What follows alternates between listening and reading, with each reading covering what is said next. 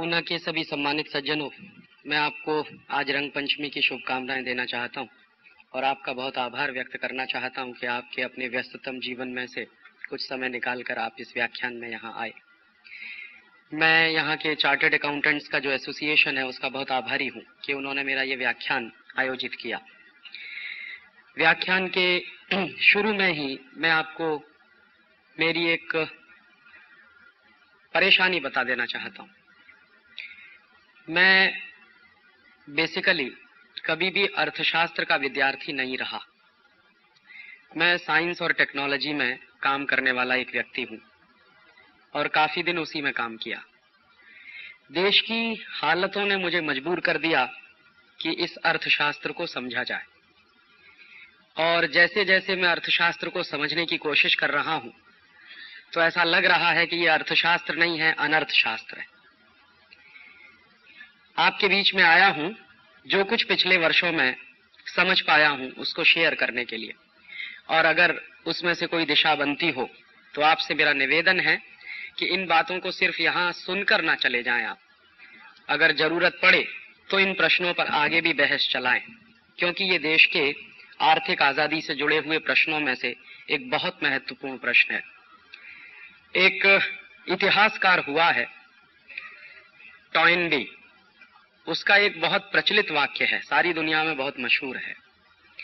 वो कहा करता था अक्सर, always economic subjugation leads political subjugation. अगर किसी देश में आर्थिक रूप से गुलामी आ जाती है तो फिर राजनीतिक गुलामी आती ही है।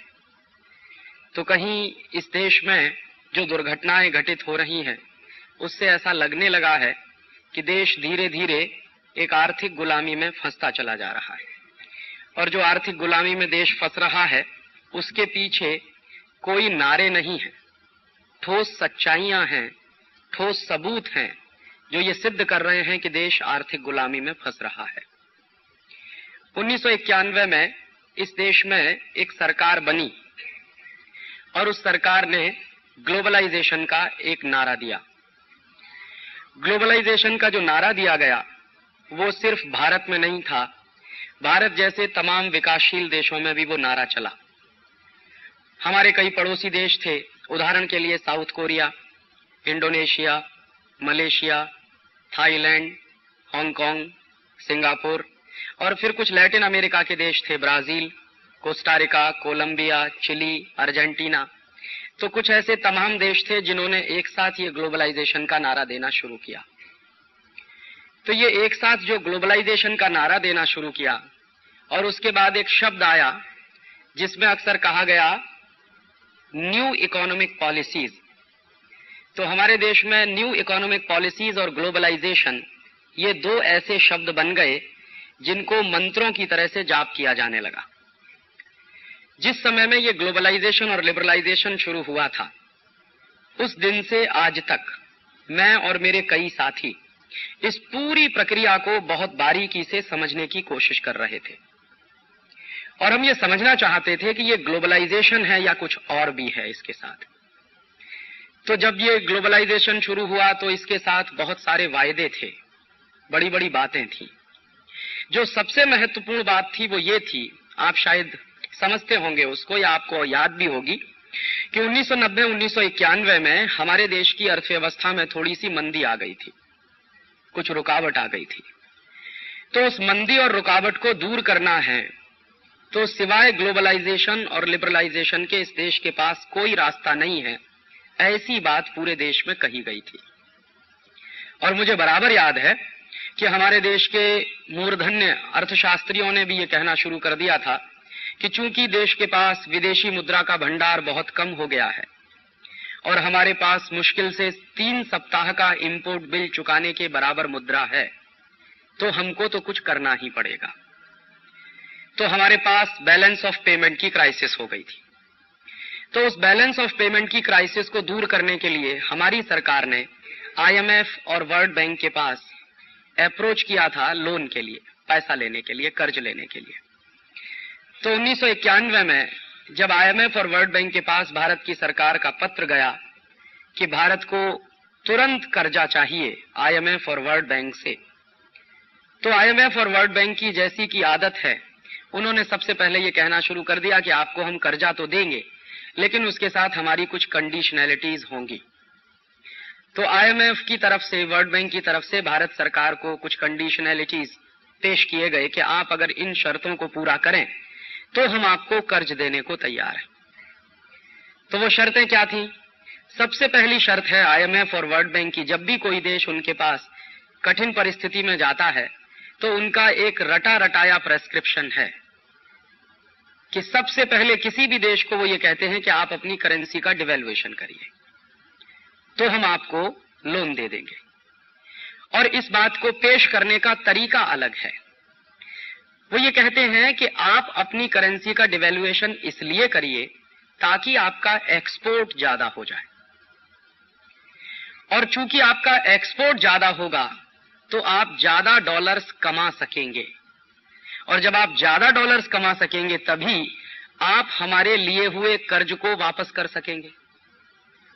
तो इसको अगर एक लाइन में कहूं तो आईएमएफ का एक प्रेस्क्रिप्शन है, वो सारी दुनिया में सभी देशों पे लागू करवा देते हैं कि आप एक्सपोर्ट ओरिएंटेड डेवलपमेंट करना शुरू करिए। तो ये आईएमएफ का पहला प्रेस्क्रिप्शन है। दूसरा उनका प्रेस्क्रिप्शन है कि आप जब एक्सपोर्ट ओरिएंटेड डेवलपमेंट करना शुरू कर देंगे तो फिर आप एक काम और करिए कि अपने देश का दरवाजा खोलिए ताकि मल्टीनेशनल कंपनियां आपके देश में आसानी से आ सकें, और उन मल्टीनेशनल कंपनियों पर आप जो पाबंदियां लगाते हैं, जो रिस्ट्रिक्शंस लगाते हैं, उनको आप कम से कम कर दीजिए या पूरी तरह से खत्म कर दीजिए ताकि आपके मार्केट में उनको व्यापार करने में कोई असुविधा ना हो। और क्यों मल्टीनेशनल्स को आप अपने मार्केट में बुलाइए कि आप अगर मल्टीनेशनल्स को बुलाएंगे अपने मार्केट में तो उनके साथ हाई टेक आएगा, टेक्नोलॉजी बहुत आएगी, और जब टेक्नोलॉजी बहुत आएगी तो आपके यहाँ क्वालिटी का माल बनना शुरू हो जाएगा, और जब आपके यहाँ क्वालिटी का माल बनना शुरू हो जाएगा तो ज्यादा से ज्यादा आप एक्सपोर्ट कर सकेंगे। तो मल्टीनेशनल्स भी आके आपके एक्सपोर्ट में प्रमोशन करेंगे और आपके निर्यात को बढ़ाएंगे। तीसरा प्रेस्क्रिप्शन उनका अक्सर ये रहा करता है कि आप अपने इंटरनल मार्केट में जो डोमेस्टिक इंडस्ट्री को प्रोटेक्शन देते हैं वो प्रोटेक्शन देना बंद करिए। और अगर आप डोमेस्टिक इंडस्ट्री को प्रोटेक्शन दे रहे हैं तो उसके बारे में आईएमएफ का ये मानना है कि आप एक कंजर्वेटिव इकोनॉमी को चलाने की कोशिश कर रहे हैं। तो आप डोमेस्टिक इंडस्ट्रीज को प्रोटेक्शन मत दीजिए, मल्टीनेशनल्स को खुली छूट दे दीजिए, उनको पूंजी लाने की भी खुली छूट दे दीजिए और पूंजी ले जाने की भी खुली छूट दे दीजिए। उनके ऊपर किसी तरह की पाबंदी नहीं होनी चाहिए और आप सब के सब फ्री ट्रेड के लिए अपने आप को तैयार कर लीजिए। फिर इसके बाद कुछ और बातें भी बताई जाती हैं। जैसे एक बात ये बताई जाती है कि भारत की इकोनॉमी कॉम्पिटिटिव नहीं है, तो जब तक आप अपना दरवाजा नहीं खोलेंगे तो आपकी इकोनॉमी में कंपटीशन नहीं आएगा, और आपकी इकोनॉमी में कंपटीशन नहीं आएगा तो आपके देश के कंज्यूमर्स को उसका बहुत नुकसान होगा।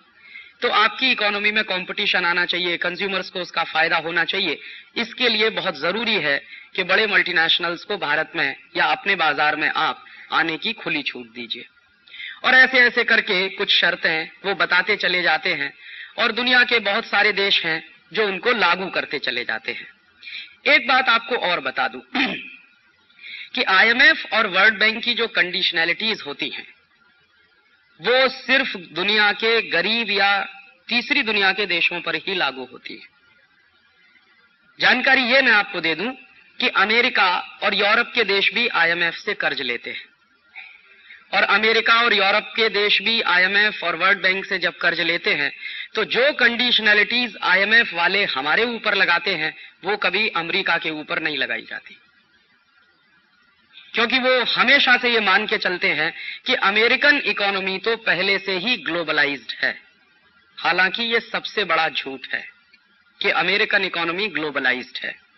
दूसरा उनका ये मानना है कि अमेरिकन इकोनॉमी में बहुत कंपटीशन है। ये उससे भी बड़ा झूठ है कि अमेरिकन इकोनॉमी में बहुत कंपटीशन है। तीसरी बात कि अमेरिकन इकोनॉमी पूरी तरह से फ्री इकोनॉमी है। ये दुनिया का सबसे बड़ा झूठ है कि अमेरिकन इकोनॉमी फ्री इकोनॉमी है। और फिर उसके बाद यूरोप के बारे में भी कुछ इसी तरह की बातें होती हैं। तो मेरे मन में अक्सर ये प्रश्न उठता रहा है कि जब वर्ल्ड बैंक और आईएमएफ से अमेरिका भी कर्ज लेता है, यूरोप के देश भी कर्ज लेते हैं, तो उनके ऊपर कंडीशनैलिटीज नहीं लगाई जाती और हमारे जैसे देश जब उनसे कर्ज लेने के लिए जाते हैं तो उनके ऊपर तत्काल कंडीशनैलिटीज लागू कर दी जाती है। तो एक बार मन में आया कि ये वर्ल्ड बैंक और आईएमएफ की व्यवस्था जो चलती है इसके बारे में समझना चाहिए कि ऐसी कौन सी खास बात है कि वो यूरोप और अमेरिकन ब्लॉक पर कभी कोई कंडीशन नहीं लगाते, अमेरिकन और यूरोपियन ब्लॉक के लिए कभी भी वो शर्तें नहीं लगाते जो दूसरी दुनिया के, तीसरी दुनिया के देशों पर वो लगाते हैं। तो उसका इतिहास बिल्कुल स्पष्ट ये बताता है कि ये बना कैसे वर्ल्ड बैंक और IMF. Actually second world war में यूरोप और अमेरिकन इकोनॉमी तबाह हो गई थी। यूरोप को ज्यादा नुकसान हुआ था, अमेरिका को कुछ कम नुकसान हुआ था। तो यूरोप और अमेरिका की इकोनॉमी जब सेकेंड वर्ल्ड वॉर में पूरी तरह से तबाह हुई तो उस इकोनॉमी को फिर से खड़ा करने के लिए दो इंस्टीट्यूट का जन्म हुआ वर्ल्ड बैंक और आईएमएफ के नाम पे। ब्रेटन वुड नाम की एक जगह है अमेरिका में, एक गांव जैसा है, अभी थोड़ा बड़ा शहर हो गया है। वहां पर एक एग्रीमेंट हुआ था जिसमें 44 देशों के प्रधानमंत्री और राष्ट्रपति शामिल हुए थे। उन लोगों ने एक एग्रीमेंट किया था जिसका नाम है ब्रेटन वुड्स एग्रीमेंट। तो उस ब्रेटन वुड्स एग्रीमेंट के आधार पर आईएमएफ और वर्ल्ड बैंक का जन्म हुआ सेकेंड वर्ल्ड वॉर के बाद। तो जब से ये आईएमएफ और वर्ल्ड बैंक का जन्म हुआ है तब से वहां एक पॉलिसी चलती है। पॉलिसी ये चलती है कि आईएमएफ और वर्ल्ड बैंक में जो मेंबर कंट्रीज हैं वहां बिल्कुल डेमोक्रेसी नहीं है। वन मेंबर वन वोट कभी नहीं होता आईएमएफ में और ना वर्ल्ड बैंक में होता है। वहां अमेरिका के पास सबसे ज्यादा वोट्स हैं और अमेरिका का जो वोटिंग शेयर है आईएमएफ में और वर्ल्ड बैंक में भी वो करीब 20% है। माने अमेरिका अगर एक वोट डालता है तो उसकी जो कीमत है, अगर कुल वोट की कीमत 100 रुपया मानी जाए तो अमेरिका के वोट की कीमत 20 रुपए के बराबर होती है। बाकी 80 रुपए की कीमत में सारी दुनिया के देश हैं और उन देशों की संख्या लगभग 117 है। तो आईएमएफ और वर्ल्ड बैंक में कभी भी डेमोक्रेसी आया नहीं पाई है और आने वाली भी नहीं है, क्योंकि वो हमेशा से स्ट्रक्चर वैसा ही बनाकर रखना चाहते हैं।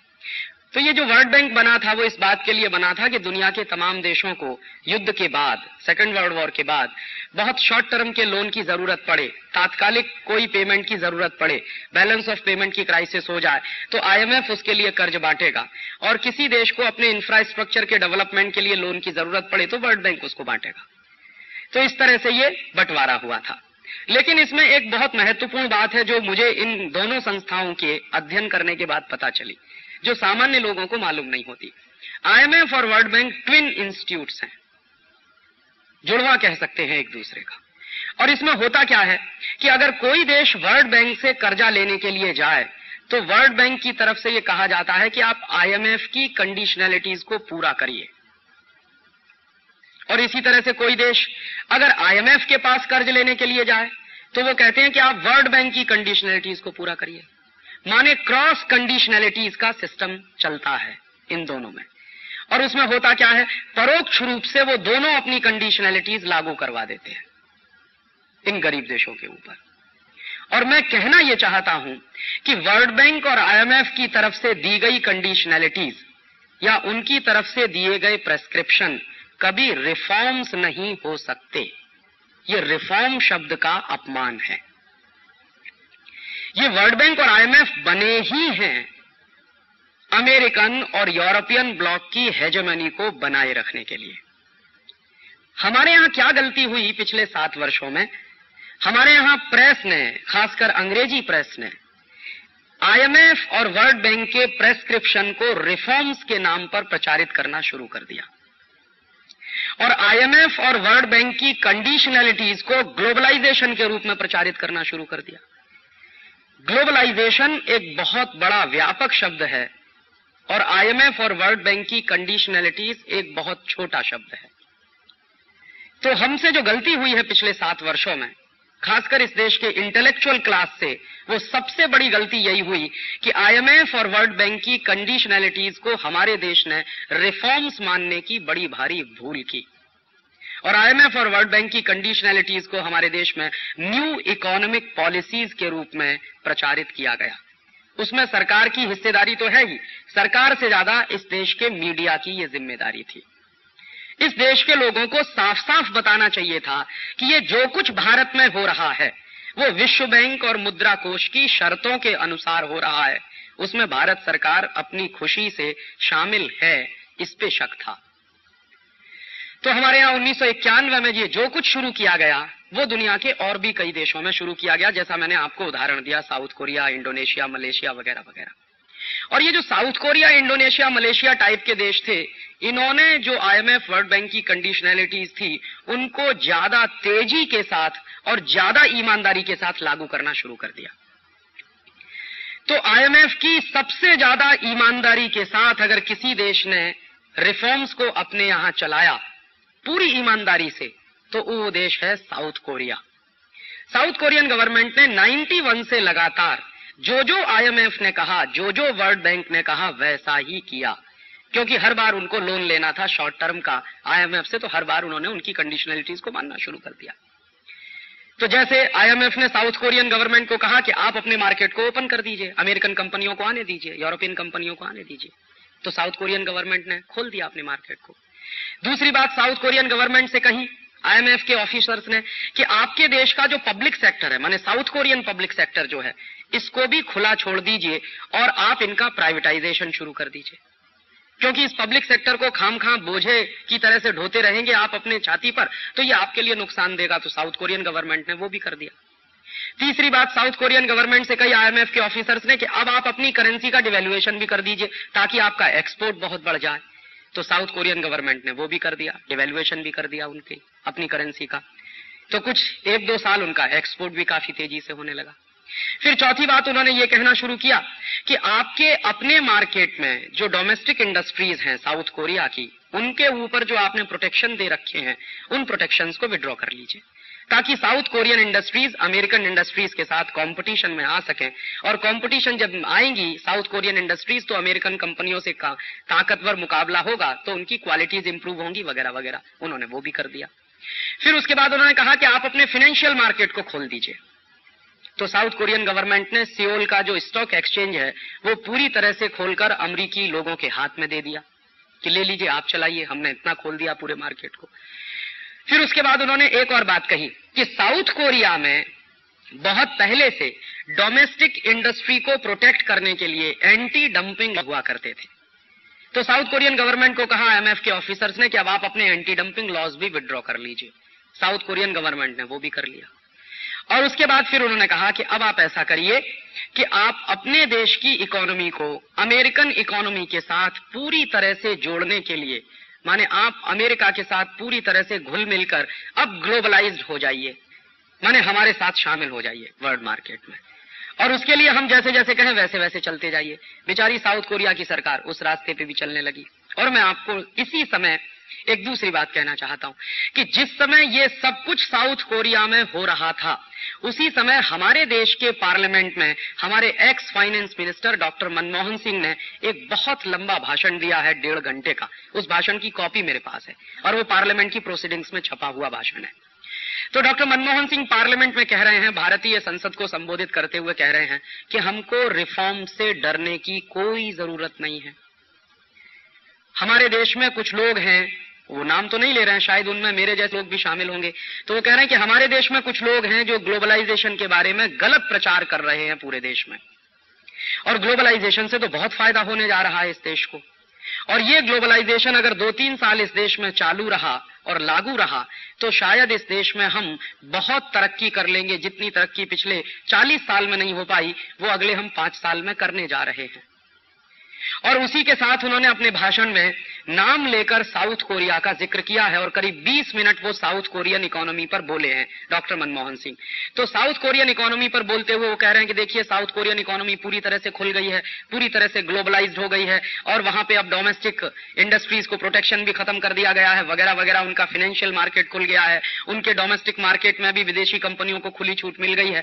और अंत में बोलते बोलते क्या कह गए वो कि अब तो साउथ कोरिया एशियन टाइगर हो गया है। तो ये जो उन्होंने कह दिया भारतीय पार्लियामेंट में कि अब साउथ कोरिया एशियन टाइगर हो गया है, तो हमारे देश के अंग्रेजी समाचार पत्रों ने इसको लपक लिया और हिंदुस्तान के सारे बड़े अंग्रेजी अखबारों में, उनके साथ हिंदी अखबार भी कुछ थे, जिनमें यह छपना शुरू हो गया कि साउथ कोरिया तो एशियन टाइगर। और जब भी साउथ कोरिया के बारे में कोई बात आए तो साउथ कोरिया का विशेषण हमेशा एशियन टाइगर। तो एशियन टाइगर वो क्यों है? क्योंकि उन्होंने जो कुछ आईएमएफ ने कहा, वर्ल्ड बैंक ने कहा, अमेरिका की सरकार की तरफ से उनके पास जो भी बातें आई वो सब की सब उन्होंने लागू कर दी हैं। तो बेचारा साउथ कोरिया चलता गया, चलता गया, चलता गया, चलता गया, चलता गया, और अब 7 वर्ष बीत गए। साउथ कोरिया की सरकार को एक दिन लगा कि जो कुछ हमने 7 साल पहले चालू किया था उसके परिणाम तो दिखते नहीं कहीं भी, और उल्टी स्थिति जरूर दिखाई दे रही है साउथ कोरिया में। क्या उल्टी स्थिति दिखाई दे रही है?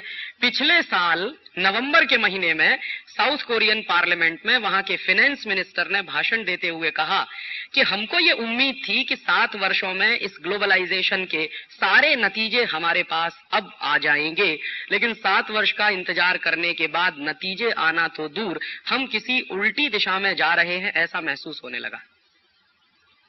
ये नवंबर फर्स्ट वीक में भाषण दे रहे हैं फाइनेंस मिनिस्टर।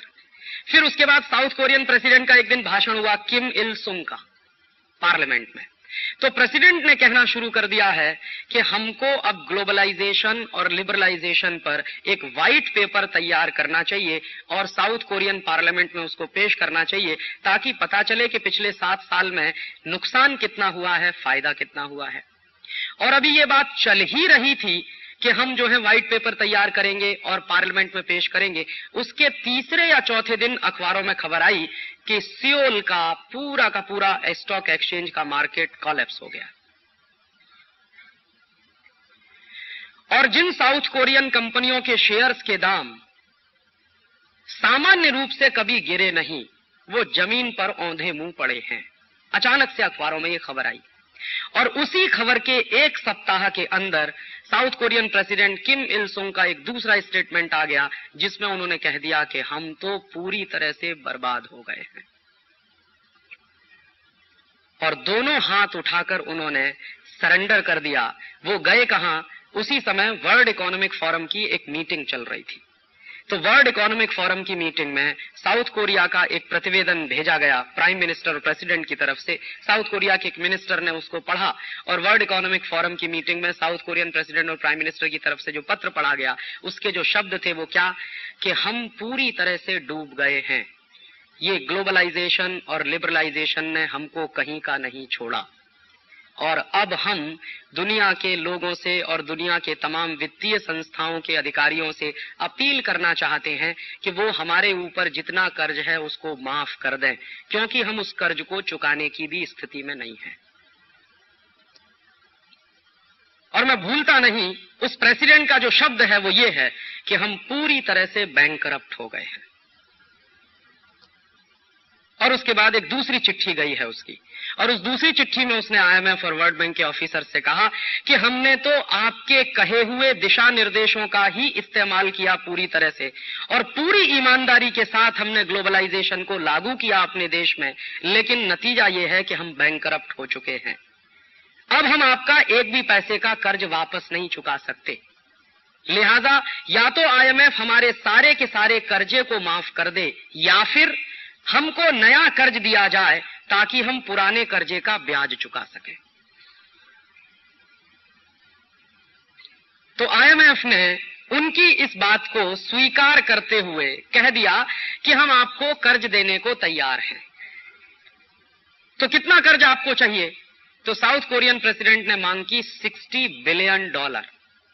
तो आईएमएफ ने कहा कि बिल्कुल ठीक, हम आपको $60 बिलियन का लोन दे देंगे, बस एक छोटी सी हमारी आखिरी शर्त है कि आप साउथ कोरिया की सारी नेशनल असेट्स हमारे पास गिरवी रख दीजिए, मॉर्गेज रख दीजिए। अब साउथ कोरियन प्रेसिडेंट और वहां की सरकार की स्थिति ये है जैसी वो होती है ना सांप छछूंदर वाली, या मरता क्या न करता। तो देख रहे हैं कि डूबने वाले हैं, मर गए तो क्या न करें, तो उन्होंने उस पर भी साइन कर दिए। और आज स्थिति ये है कि साउथ कोरिया की जो नेशनल असेट्स हैं, जो उनकी नेशनल प्रॉपर्टी है, वो गिरवी रखी जा चुकी है। और साउथ कोरिया में इतना जबरदस्त कंपटीशन हुआ है पिछले 7 वर्षों में कि साउथ कोरिया के सारे पब्लिक सेक्टर के कारखाने अमेरिकी कंपनियों के कंट्रोल में चले गए। कंपटीशन के नाम पर वहां सिवाय मोनोपोली के कुछ हुआ नहीं है। एक उदाहरण से समझिए कि आज से 7-8 वर्ष पहले तक साउथ कोरिया की सबसे बड़ी कार बनाने वाली कंपनी, जिसका नाम है हुंडई मोटर्स, जिसके ऊपर साउथ कोरिया के लोगों को भी गर्व था, वहां की सरकार को भी गर्व था, वो हुंडई मोटर्स अब पूरी तरह से अमेरिकन कंट्रोल में है इस समय। और हुंडई मोटर्स पर जब पूरी तरह से अमेरिकन कंट्रोल एस्टेब्लिश हुआ, तो अमेरिकन कंपनी जनरल मोटर्स ने उसको टेक ओवर करने के बाद जो सबसे पहला काम किया वो ये कि हुंडई मोटर्स में जितने साउथ कोरियन वर्कर्स काम करते थे उनको रिट्रेंच कर दिया और सड़क पे खड़ा कर दिया। साउथ कोरिया में इस समय करीब करीब 70 लाख वर्कर्स पूरी तरह से बेरोजगार हो गए। ये हुंडई मोटर्स तो उसका एक एग्जाम्पल है। ऐसी 100 से ज्यादा बड़ी कंपनियां साउथ कोरिया की अमेरिका के कंट्रोल में जा चुकी हैं पिछले 7 वर्ष के ग्लोबलाइजेशन में। उनका ट्रेड डेफिसिट इतना अधिक बढ़ गया है क्योंकि करेंसी का डिवेल्युएशन करने का जो उन्होंने काम शुरू किया था उसके दुष्परिणाम बड़े भयंकर निकले हैं। और अंत में नतीजा क्या निकला है? अंत में नतीजा ये निकला है कि प्रेसिडेंट ने कह दिया है कि ये ग्लोबलाइजेशन नहीं हुआ है, इकोनॉमिक रिकॉलोनाइजेशन हो गया है साउथ कोरिया का। मेरे मन में तकलीफ क्या है? मेरे मन में तकलीफ यह है कि जिस साउथ कोरिया के बारे में मेरे पार्लियामेंट में एशियन टाइगर कहा गया था, जिस साउथ कोरिया के बारे में पिछले 7 साल से पानी पी पी कर कसीदे पढ़े जा रहे थे उस साउथ कोरिया के बारे में, आज साउथ कोरिया जब कोलैप्स हो गया है तो ना तो डॉक्टर मनमोहन सिंह का कोई स्टेटमेंट आया है, ना पी चिदंबरम का कोई स्टेटमेंट आया। क्यों? इनको डर लग रहा है कि साउथ कोरिया जिस रास्ते पर चला था वहां चल के डूबा है।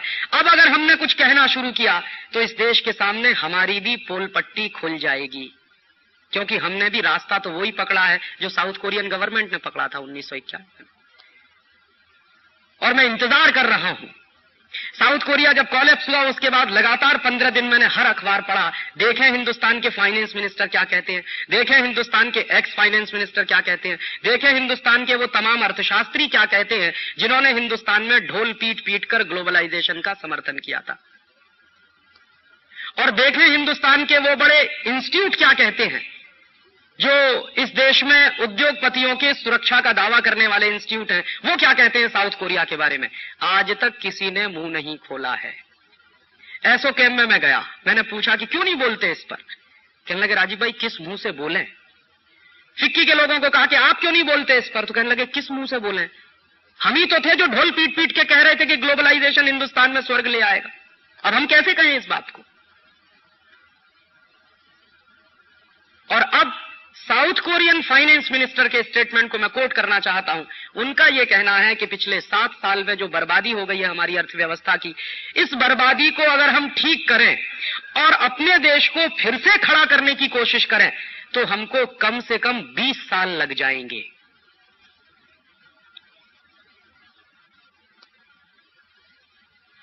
ऐसे ही मैं दूसरा उदाहरण आपसे शेयर करना चाहता हूं। इंडोनेशिया। इंडोनेशिया वो देश है जहां स्टेबल गवर्नमेंट है पिछले 40 साल से, 45 साल से। बहुत लोगों को यह गलतफहमी है इस देश में कि हमारे यहां चूंकि पॉलिटिकल अनस्टेबिलिटी ज्यादा है इसलिए इस देश में प्रॉब्लम्स ज्यादा हैं। मैं इस मिथक को दूर करना चाहता हूं। इंडोनेशिया में पिछले 45 साल से भयंकर स्टेबिलिटी है और पिछले 35 साल से एक ही व्यक्ति राष्ट्रपति बनता चला आ रहा है, सुकर्णो। 7 बार वो राष्ट्रपति बन चुका है और वहां के एक बार के राष्ट्रपति का टर्म 5 साल का होता है। तो 35 साल से एक ही व्यक्ति राष्ट्रपति है और फिर 8वीं बार दोबारा वो चुन लिया गया है अभी हफ्ते भर पहले। तो साउथ कोरिया की तो बात हम कह सकते हैं कि वहां अनस्टेबिलिटी थी, गवर्नमेंट कई बदली है, ये बात सही है। पिछले 7 साल में साउथ कोरिया में 4-5 गवर्नमेंट बदली। लेकिन इंडोनेशिया के बारे में हम कैसे ये कहें। इंडोनेशिया में तो पिछले 35 साल से एक ही व्यक्ति बार बार राष्ट्रपति बनता रहा है और उसी की सरकार पिछले 35 साल से चल रही है और 8वीं बार वो फिर प्रेसिडेंट बन गया है। तो वहां तो भयंकर स्टेबिलिटी थी। फिर क्यों डूबा इंडोनेशिया?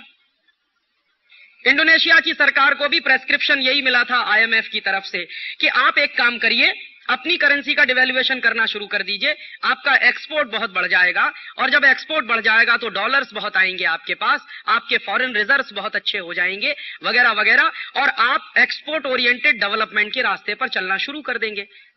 तो इंडोनेशिया की सरकार ने पूरी ईमानदारी से इसको फॉलो करना शुरू कर दिया और पूरी ईमानदारी से जब उन्होंने इसको फॉलो करना शुरू कर दिया तो कहां तक ले गए वो अपने देश को। इंडोनेशिया में जब ये ग्लोबलाइजेशन शुरू हुआ था उस समय उनकी जो करेंसी थी, इंडोनेशिया की करेंसी है रुपया, हमारी करेंसी है रुपया। तो इंडोनेशिया की जो करेंसी है रुपया, वो $1 में 40 रुपया होता था जब ग्लोबलाइजेशन शुरू हुआ था। फिर उसके बाद उन्होंने क्या किया, दनादन डिवैल्यूएशन करना शुरू कर दिया, क्योंकि आईएमएफ का प्रेस्क्रिप्शन था कि जितना ज्यादा डिवैल्यूएशन आप करेंगे उतना ही आपका एक्सपोर्ट सस्ता हो जाता जाएगा और ज्यादा माल आपका बिकता चला जाएगा।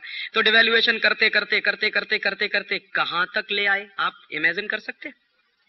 इस समय इंडोनेशिया में $1 में 17,000 रुपया मिलता है। उन्होंने रिकॉर्ड तोड़ डिवैल्यूएशन किया अपनी करेंसी का, और इस उम्मीद में कि चलो इस साल हमारा एक्सपोर्ट बढ़ेगा, चलो अगली साल बढ़ेगा, फिर अगली साल बढ़ेगा, फिर अगली साल बढ़ेगा, फिर अगली साल बढ़ेगा। तो 7 साल से वो सपना देखते हुए आए हैं कि अब देखो एक्सपोर्ट बढ़ गया, अब देखो एक्सपोर्ट बढ़ गया, अब देखो एक्सपोर्ट बढ़ गया। और इस समय स्थिति यह है इंडोनेशिया की कि उनका एक्सपोर्ट पूरी तरह से ठप है। और अब इंडोनेशिया में कह दिया वहां के प्रेसिडेंट सुकर्नो साहब ने कि हमने अपने जीवन में ब्लंडर्स किए जो आईएमएफ के कहने पर ग्लोबलाइजेशन हमने चालू किया अपने देश में। ये इंडोनेशिया के प्रेसिडेंट का स्टेटमेंट है। प्रेसिडेंटशिप की शपथ लेने के तुरंत बाद उसने जो भाषण दिया है इंडोनेशिया की पार्लियामेंट में, उसके शब्द ये हैं कि हमने ब्लंडर्स किए हैं, माने भयंकर भूल की है जो आईएमएफ के कहने पर अपने देश में ये ग्लोबलाइजेशन चालू किया हमने। नतीजे क्या निकले हैं, इंडोनेशिया भी पूरी तरह से डूब चुका है और वहां की सरकारें भी कह रही हैं कि अब इस देश को वापस खड़ा करने में कम से कम 15 से 20 साल लग जाएंगे।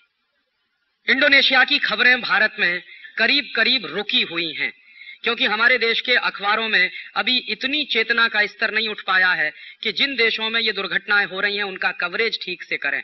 कभी कभी घटनाएं आ जाती हैं छिटपुट, जैसे अभी परसों में देख रहा था एक फोटोग्राफ है इंडोनेशिया का कि पुलिस लाठीचार्ज कर रही है और किसानों का भयंकर प्रदर्शन हो रहा है पार्लियामेंट के बाहर।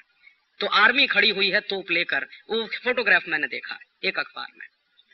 खबर क्या है, खबर नहीं है, खबर का ब्लॉकआउट किया गया है, बस 2 लाइन में लिख दिया गया है कि इकोनॉमिक लिबरलाइजेशन के बाद जो वहां भयंकर बेरोजगारी हुई है, गरीबी पैदा हुई है और लोगों में जो मारामारी पैदा हो गई है, उसकी वजह से रोज पार्लियामेंट के सामने प्रदर्शन होते हैं, रोज पुलिस का लाठीचार्ज होता है, रोज आर्मी अपने डंडे बरसाती है, गोले चलते हैं, बारूद चलती है, बंदूकें चलती हैं और रोज लोग मरते हैं।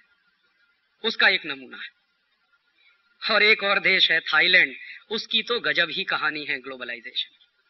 थाईलैंड ने 1990 में शुरू किया था ग्लोबलाइजेशन, और थाईलैंड की इकोनॉमी तो इंडोनेशिया और साउथ कोरिया की तुलना में सिटी कंट्री की इकोनॉमी है। हमारी तुलना में भी 2 जिलों की इकोनॉमी जैसी है थाईलैंड की इकोनॉमी। लेकिन उन्होंने भी इसी दौड़ में शामिल होकर कि अब देखिए ग्लोबलाइजेशन हो रहा, हम पीछे थोड़ी रह सकते हैं किसी के, अगर हम नहीं दौड़ेंगे सबके साथ तो हम तो पीछे रह जाएंगे। तो इसी डर में इंडोनेशिया की सरकार के साथ साथ थाईलैंड की सरकार ने भी कदम से कदम मिला के चलना चालू कर दिया। उनको मालूम नहीं था कि मेढक जो है अगर हिरन की तरह से दौड़ना शुरू करे तो नुकसान मेढक का ही होने वाला, हिरन का नहीं होने वाला। अब वो चालू हो गए। हमारे देश में भी कुछ ऐसे बेवकूफ हैं जो कहते हैं कि हम पीछे थोड़ी रह सकते हैं किसी से। अमेरिका दौड़ रहा है, यूरोप दौड़ रहा है, तो हमको भी तो दौड़ना है उनके साथ। आखिरकार आप 18वीं शताब्दी में थोड़ी जी सकते हैं। तो ऐसे ही थाईलैंड में भी उनके लगे, सरकार को लगा कि पीछे थोड़ी रह सकते हैं, तो जो कुछ पड़ोस में हो रहा है हम भी करेंगे। तो पड़ोसी के घर में ये हो रहा है तो हम भी करेंगे अपने घर में। तो थाईलैंड की सरकार भी चालू हो गई ग्लोबलाइजेशन लिबरलाइजेशन। अब उन्होंने भी डिवैल्यूएशन करना चालू कर दिया। उनके यहाँ क्या एक शौक लगा थाईलैंड की सरकार को कि हमारे आजू बाजू की सरकारें बहुत शॉर्ट टर्म लोन ले रही हैं, हम भी लोन ले लें चलो। तो उन्होंने भी चालू कर दिया लोन लेना, और ऐसा लगा बीच के 3-4 साल के थाईलैंड में जो जितना ज्यादा लोन ले आए वही सबसे बड़ा फाइनेंस मिनिस्टर वहां पे। हमारे देश में भी ऐसा है कि जो फाइनेंस मिनिस्टर हिंदुस्तान को सबसे ज्यादा विदेशी कर्जे के गड्ढे में पहुंचा दे उसी को बेस्ट फाइनेंस मिनिस्टर कहते हैं इस देश में। तो यही थाईलैंड में भी हो गया। तो उन्होंने भी लोन लेना चालू कर दिया, देखा देखी पड़ोसी देशों से दौड़ने के चक्कर में। अब वहां क्या हुआ है, अब वो भी बेचारे डूब गए हैं। कहते हैं लोन इतना ले लिया है थाईलैंड की गवर्नमेंट ने, उसका ब्याज चुकाने का पैसा नहीं है, इतनी उनकी नेशनल इनकम नहीं है। अब नेशनल इनकम नहीं है, विदेशी कर्जे का ब्याज नहीं चुका सकते, तो वहां के प्राइम मिनिस्टर ने तो एक अद्भुत काम किया है जिसको मैं दुनिया में एकदम एक्सट्रीम मानता हूं। क्या किया उस प्राइम मिनिस्टर ने? एक दिन उसने पार्लियामेंट में घोषणा की कि चूंकि हमने ग्लोबलाइजेशन लिबरलाइजेशन कर दिया तो उसमें तो अब देश तो डूब ही गया है, विदेशी कर्जा बहुत चढ़ गया है, इसका ब्याज भी चुकाना है हमको, और अब हमारे पास कुछ ऐसा है नहीं जिसको बेचकर हम हमारे विदेशी कर्जे का ब्याज चुका सकें। तो अब हम नई पॉलिसी ला रहे हैं, ये प्राइम मिनिस्टर कह रहा है उनके पार्लियामेंट में कि हम नई पॉलिसी ला रहे हैं कि थाईलैंड में प्रोस्टिट्यूशन को लीगल बिजनेस बना दिया जाए। तो प्राइम मिनिस्टर कह क्या रहा है, सुनिए उसके शब्दों को, कि हमारे पास कुछ भी ऐसा नहीं है जिसको बेचकर हम हमारे विदेशी कर्जे के ब्याज को चुका सकें। तो अब हम हमारी माताओं और बहनों के शरीरों को बेचेंगे, उससे कुछ डॉलर्स आएंगे, उससे विदेशी कर्जे का ब्याज चुकाएंगे। बहुत खुशी की बात है। और अंत में उसने एक बुद्धिशाली बात कही, बुद्धिमता का स्टेटमेंट उसका है। उसने कहा कि मैं भारत सरकार को चेतावनी देना चाहता हूं। ये थाईलैंड का प्राइम मिनिस्टर कह रहा कि मैं भारत सरकार को चेतावनी देना चाहता हूं कि वो इस ग्लोबलाइजेशन के रास्ते पर जितनी जल्दी हो चलना बंद कर दे, नहीं तो भारत का जो नुकसान होगा उसकी कल्पना हम नहीं कर सकते। हमारा देश तो भारत की तुलना में सिटी कंट्री है, और सही बात है, हमारे देश के 2 जिलों के बराबर है थाईलैंड। तो वो कह रहा हमारा देश तो भारत की तुलना में एक सिटी कंट्री है, हम डूबे हैं तो इतना भयंकर नुकसान हुआ है, अगर भारत डूबेगा तो कल्पना नहीं कर सकते क्या होगा। ये थाईलैंड की हालत है। और इन सब देशों की हालातों को समझकर एक और उदाहरण ले लें। कभी कभी किसी को गलतफहमी हो सकती है कि राजीव भाई आपने ये जितने उदाहरण दिए सब एशियन कंट्रीज के उदाहरण हैं, तो थोड़ा एशिया से दूर चलिए, लैटिन अमेरिका में चलते हैं, वहां देखें क्या हो रहा है। तो लैटिन अमेरिका में ग्लोबलाइजेशन और लिबरलाइजेशन करने वाला सबसे बड़ा देश कोई था तो उसका नाम था ब्राजील। ब्राजील ने 1988 से ये चक्कर चालू कर दिया अपने देश में, और 1988 से चला जो ग्लोबलाइजेशन लिबरलाइजेशन ब्राजील में, तो उसके नतीजे क्या निकले? 1995 में आके पूरा का पूरा ब्राजील की इकोनॉमी कोलैप्स हो गई। इंडोनेशिया कोलैप्स हुआ, मलेशिया कोलैप्स हुआ, साउथ कोरिया कोलैप्स हुआ। लास्ट ईयर ब्राजील उसके करीब 2 साल पहले कोलैप्स हो चुका 95 में। और पूरी की पूरी ब्राजीलियन इकोनॉमी जब डूब गई तब वहां एक नए तरह की रेनेसांस की बात हुई। और क्या हुआ? एक बिल्कुल यंग एज का 35 साल 37 साल का एक नौजवान निकला वहां से ब्राजील में, और उसने एक नारा दिया, be Brazilian and buy Brazilian, माने स्वदेशी उनके लिए। और चला ब्राजील में 2-2.5 साल स्वदेशी का आंदोलन। उस आंदोलन की गर्मी पर वो नौजवान प्रेसिडेंट बनकर पहुंचा, ब्राजील के पार्लियामेंट में पहुंच गया, और उस नौजवान ने पूरे देश की इकोनॉमी को बिल्कुल यू टर्न दे दिया है। और ब्राजील की इकोनॉमी को उस नौजवान ने, जिसको पॉलिटिक्स का अनुभव नहीं है बिल्कुल, लेकिन अपने देश से प्यार है उस आदमी को, उसकी देशभक्ति पर कभी संदेह नहीं हो सकता, उसने कहा कि यह दुनिया में कौन कहता है कि IMF और वर्ल्ड बैंक की पॉलिसीज पर चलकर ही विकास होता है, और यह दुनिया में कौन कहता है कि अमेरिका जिस रास्ते से चलकर विकसित हुआ है उसी रास्ते पर चलकर हम विकसित होंगे। यह कौन कहता है कि यूरोप में जो अर्थशास्त्र की परिभाषाएं हैं वही अर्थशास्त्र की परिभाषाएं सारी दुनिया पे लागू होंगी एक साथ। यूरोप की जो परिस्थितियां हैं, अमेरिका की जो परिस्थितियां हैं, वो थर्ड वर्ल्ड कंट्रीज से बिल्कुल फर्क है। तो उसकी जो इंटेलिजेंसी है उसको मैं प्रणाम करता हूं, उस आदमी की इंटेलिजेंसी की मैं दाद देता हूं। उसने ये कहा, मालूम है तो मुझे मेरे देश की परिस्थितियों के अनुसार अपनी पॉलिसीज बनानी पड़ेंगी, और उसने बिल्कुल यू टर्न दिया। और IMF वर्ल्ड बैंक वालों को उसने एक दिन ललकार के कहा, इस बात को हमारे देश में दबाया गया है, इस देश के अर्थशास्त्री भी इस पर बोलते नहीं है। हमारे यहाँ कई लोग कहते हैं कि ये कैसे संभव है, लेकिन उसने कह दिया और करके दिखाया। उसने क्या किया कि IMF और वर्ल्ड बैंक से जितना कर्ज लिया था ब्राजील में पुरानी सरकारों ने, उसका उसने हिसाब लगाया, और हिसाब जब उसने लगाया तो उसको पता चला कि जितना कर्जा उसकी पुरानी सरकारों ने लिया है उसका 3 गुना तो उसने चुका दिया है। तो उसने ताल ठोक के सबसे पहली बार वर्ल्ड इकोनॉमिक फोरम में कहा कि मैं 1 पैसा वापस करने वाला नहीं वर्ल्ड बैंक और IMF का, किसी को कुछ करना है तो कर ले। बहुत टीका हुई सारी दुनिया में, और बहुत बड़े अर्थशास्त्री हैं जो प्रो अमेरिकन और प्रो यूरोपियन लॉबी के अर्थशास्त्री हैं, जिनके स्कूल ऑफ थॉट्स में वही बातें चलती हैं जो हार्वर्ड स्कूल में चलती हैं, लंदन स्कूल ऑफ इकोनॉमिक्स में चला करती हैं। उन्होंने आलोचना करना शुरू किया कि अरे ये कैसे हो सकता है, आपने जो कर्ज लिया है, आपकी वो लायबिलिटी है, आप उसको चुकाएंगे नहीं तो आप तो बहुत गलत काम कर रहे हैं, गलत परंपरा डाल रहे हैं। उसने दो टूक बात कहना शुरू किया कि मैंने जितना कर्ज लिया है उससे 3 गुना ज्यादा मैंने चुका दिया है, इसलिए मेरा कर्ज तुम्हारे ऊपर है, वो वापस करो पहले मुझको। और घोषित रूप से उसने कह दिया कि अमेरिका में अगर दम है तो ब्राजील पर आक्रमण करके देख ले, क्योंकि ब्राजील अमेरिका के बिल्कुल नजदीक है। और दूसरा काम उसने क्या किया, एक एक करके अमेरिकन कंपनियों को बिना मुआवजा दिए, बिना कंपेंसेशन दिए मार मार के भगाना शुरू किया अपने मार्केट से।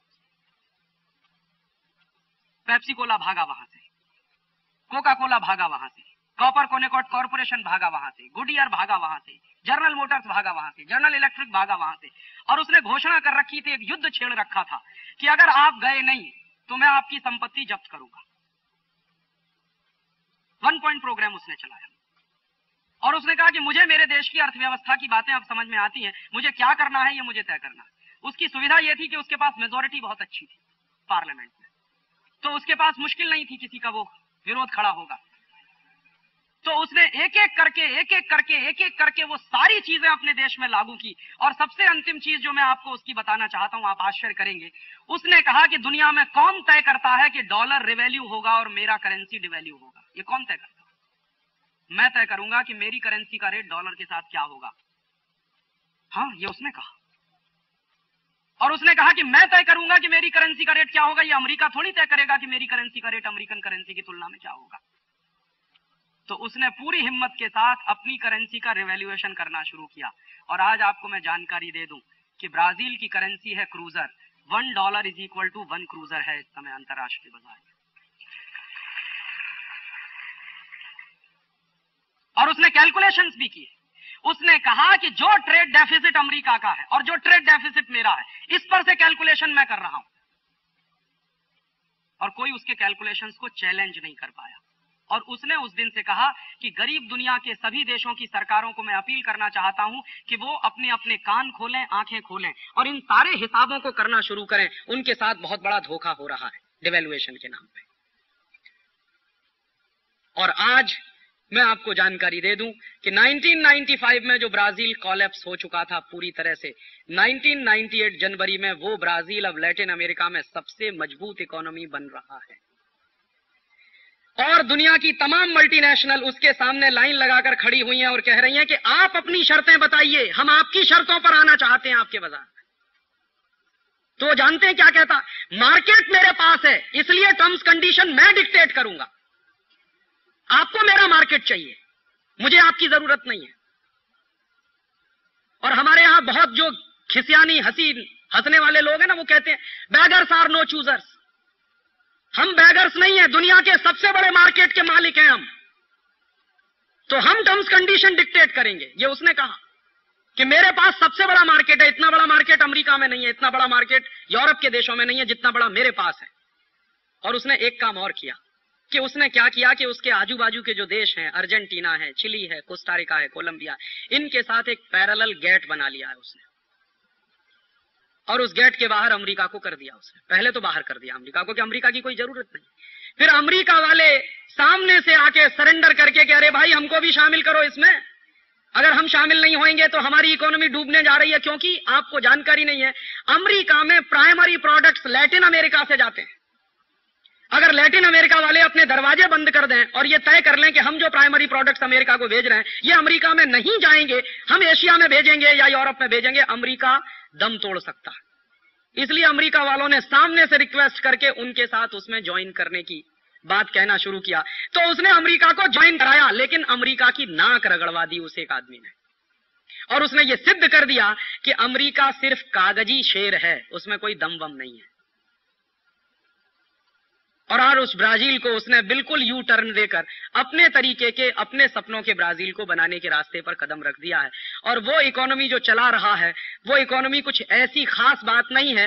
वो स्वदेशी का बहुत स्ट्रॉन्ग सपोर्टर है और वो कहता है कि कोई माल मेरे देश में पैदा होता है और मेरे देश की इकोनॉमी में, मेरे देश के लोगों को उससे रोजगार मिलता है, तो मैं क्यों ना वो माल इस्तेमाल करूं, विदेशी माल क्यों खरीदूं अपनी मार्केट में। ये उसका एक छोटा सा सर्वमान्य प्रिंसिपल है। तो ये दो परिस्थितियां अलग अलग कि एक तरफ एशियन देश हैं जो डूबे हैं, और एक तरफ लैटिन अमेरिका में जो सबसे ज्यादा बर्बाद होकर उभर रहा है ब्राजील। ये दो कहानी हम सबके सामने है, और तब इन दो कहानियों के रेफरेंस के साथ मैं मेरे देश की चर्चा आपसे करना चाहता हूं कि मेरे देश में क्या हो रहा है। मेरे देश में भी 1991 से ग्लोबलाइजेशन हो रहा है, और हमारे यहाँ भी ग्लोबलाइजेशन के नाम पर हमारे देश की इकोनॉमी में जो रिसेशन आया था 1990-91 में, उस रिसेशन को दूर करने के लिए ग्लोबलाइजेशन की बात कही गई थी। इसको मत भूलिए, बार बार मैं रेखांकित करना चाहता हूं। 1990 के इकोनॉमिक रिसेशन को दूर करने के लिए ग्लोबलाइजेशन हुआ था, एक बात। और दूसरी बात, हमारे पास इंपोर्ट बिल भरने का पैसा नहीं है, सिर्फ 3 सप्ताह का बिल हम दे सकते हैं। इतनी हमारे पास विदेशी मुद्रा की कमी है, इतनी बीओपी क्राइसिस है। तो इस बीओपी क्राइसिस को दूर करना है तो आईएमएफ, वर्ल्ड बैंक के पास जाना ही पड़ेगा। इन दो बातों के साथ इस देश में ग्लोबलाइजेशन शुरू हुआ था। तो क्या क्या किया हमारी सरकार ने? हमारी सरकार ने वो सब कुछ लागू किया जो आईएमएफ ने कहा, वर्ल्ड बैंक ने कहा।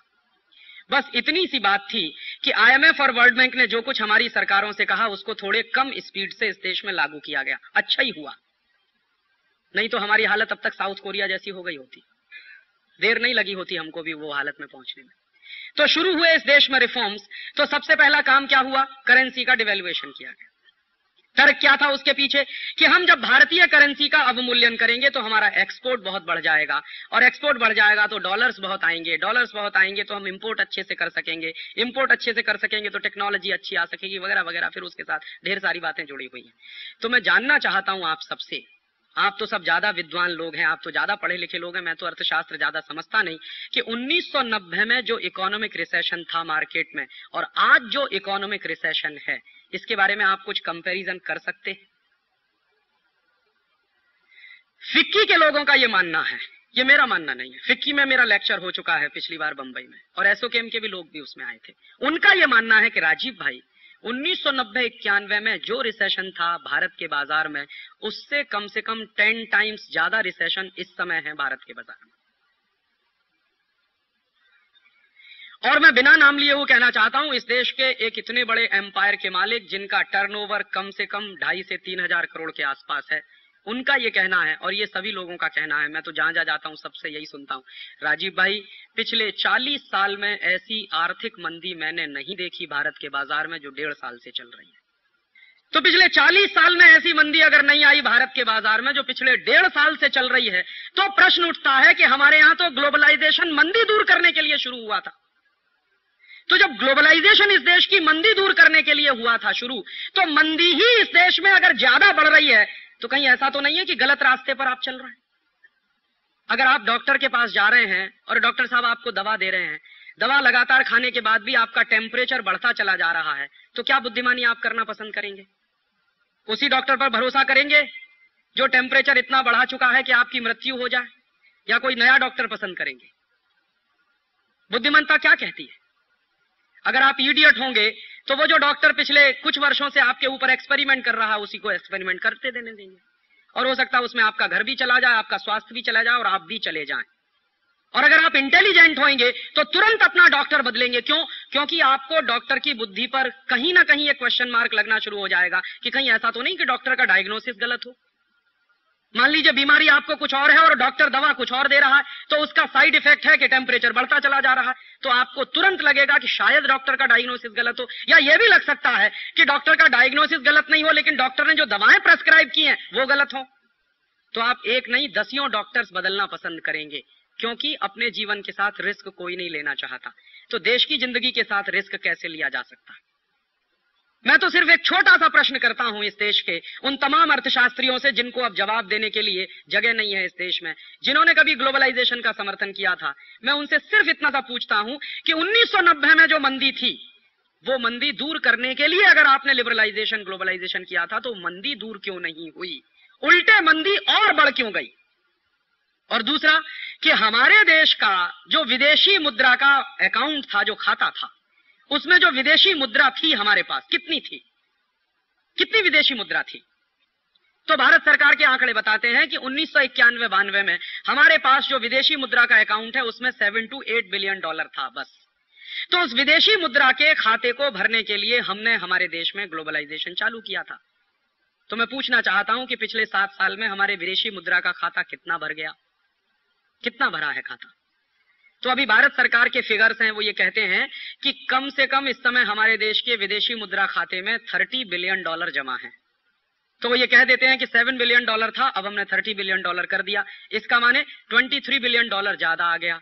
लेकिन प्रश्न ये है कि ये जो $23 बिलियन ज्यादा आया, ये आया कहां से?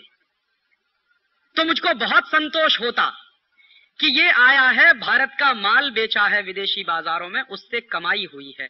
बहुत अच्छी बात है, आपने $23 बिलियन की कमाई की है। लेकिन फिर मैंने जब एक बार पार्लियामेंट में सवाल पूछवाया, पिछला पार्लियामेंट जो डिसॉल्व हुआ, तो भारत सरकार का जवाब आया कि इसमें से अधिकांश आया है विदेशी कर्जे के रूप में। तो किस बात की पीठ ठोके भाई आपकी? विदेशी कर्ज ले लिया है तो ये चुकाना भी पड़ेगा, ये आपकी कोई आमदनी तो है नहीं। और दूसरा भारत सरकार का यह कहना है कि इसमें दो चीजों से ज्यादा प्रमुखता से पैसा आया है। एक तो ज्यादा आया है विदेशी कर्जे के रूप में, और दूसरा है FCNR डिपॉजिट। माने हमारे देश में फाइनेंशियल मार्केट जो खोला गया और विदेशों की जो वित्तीय पूंजी आना शुरू हुई, जो फाइनेंशियल कैपिटल आना शुरू हुई, उस फाइनेंशियल कैपिटल के माध्यम से कुछ पैसा आया है। तो ज्यादा पैसा विदेशी कर्जे के रूप में है और बचा हुआ पैसा फाइनेंशियल कैपिटल के रूप में। तो मैं आपको जानकारी दे दूं कि ये फाइनेंशियल कैपिटल किसी की सगी नहीं होती।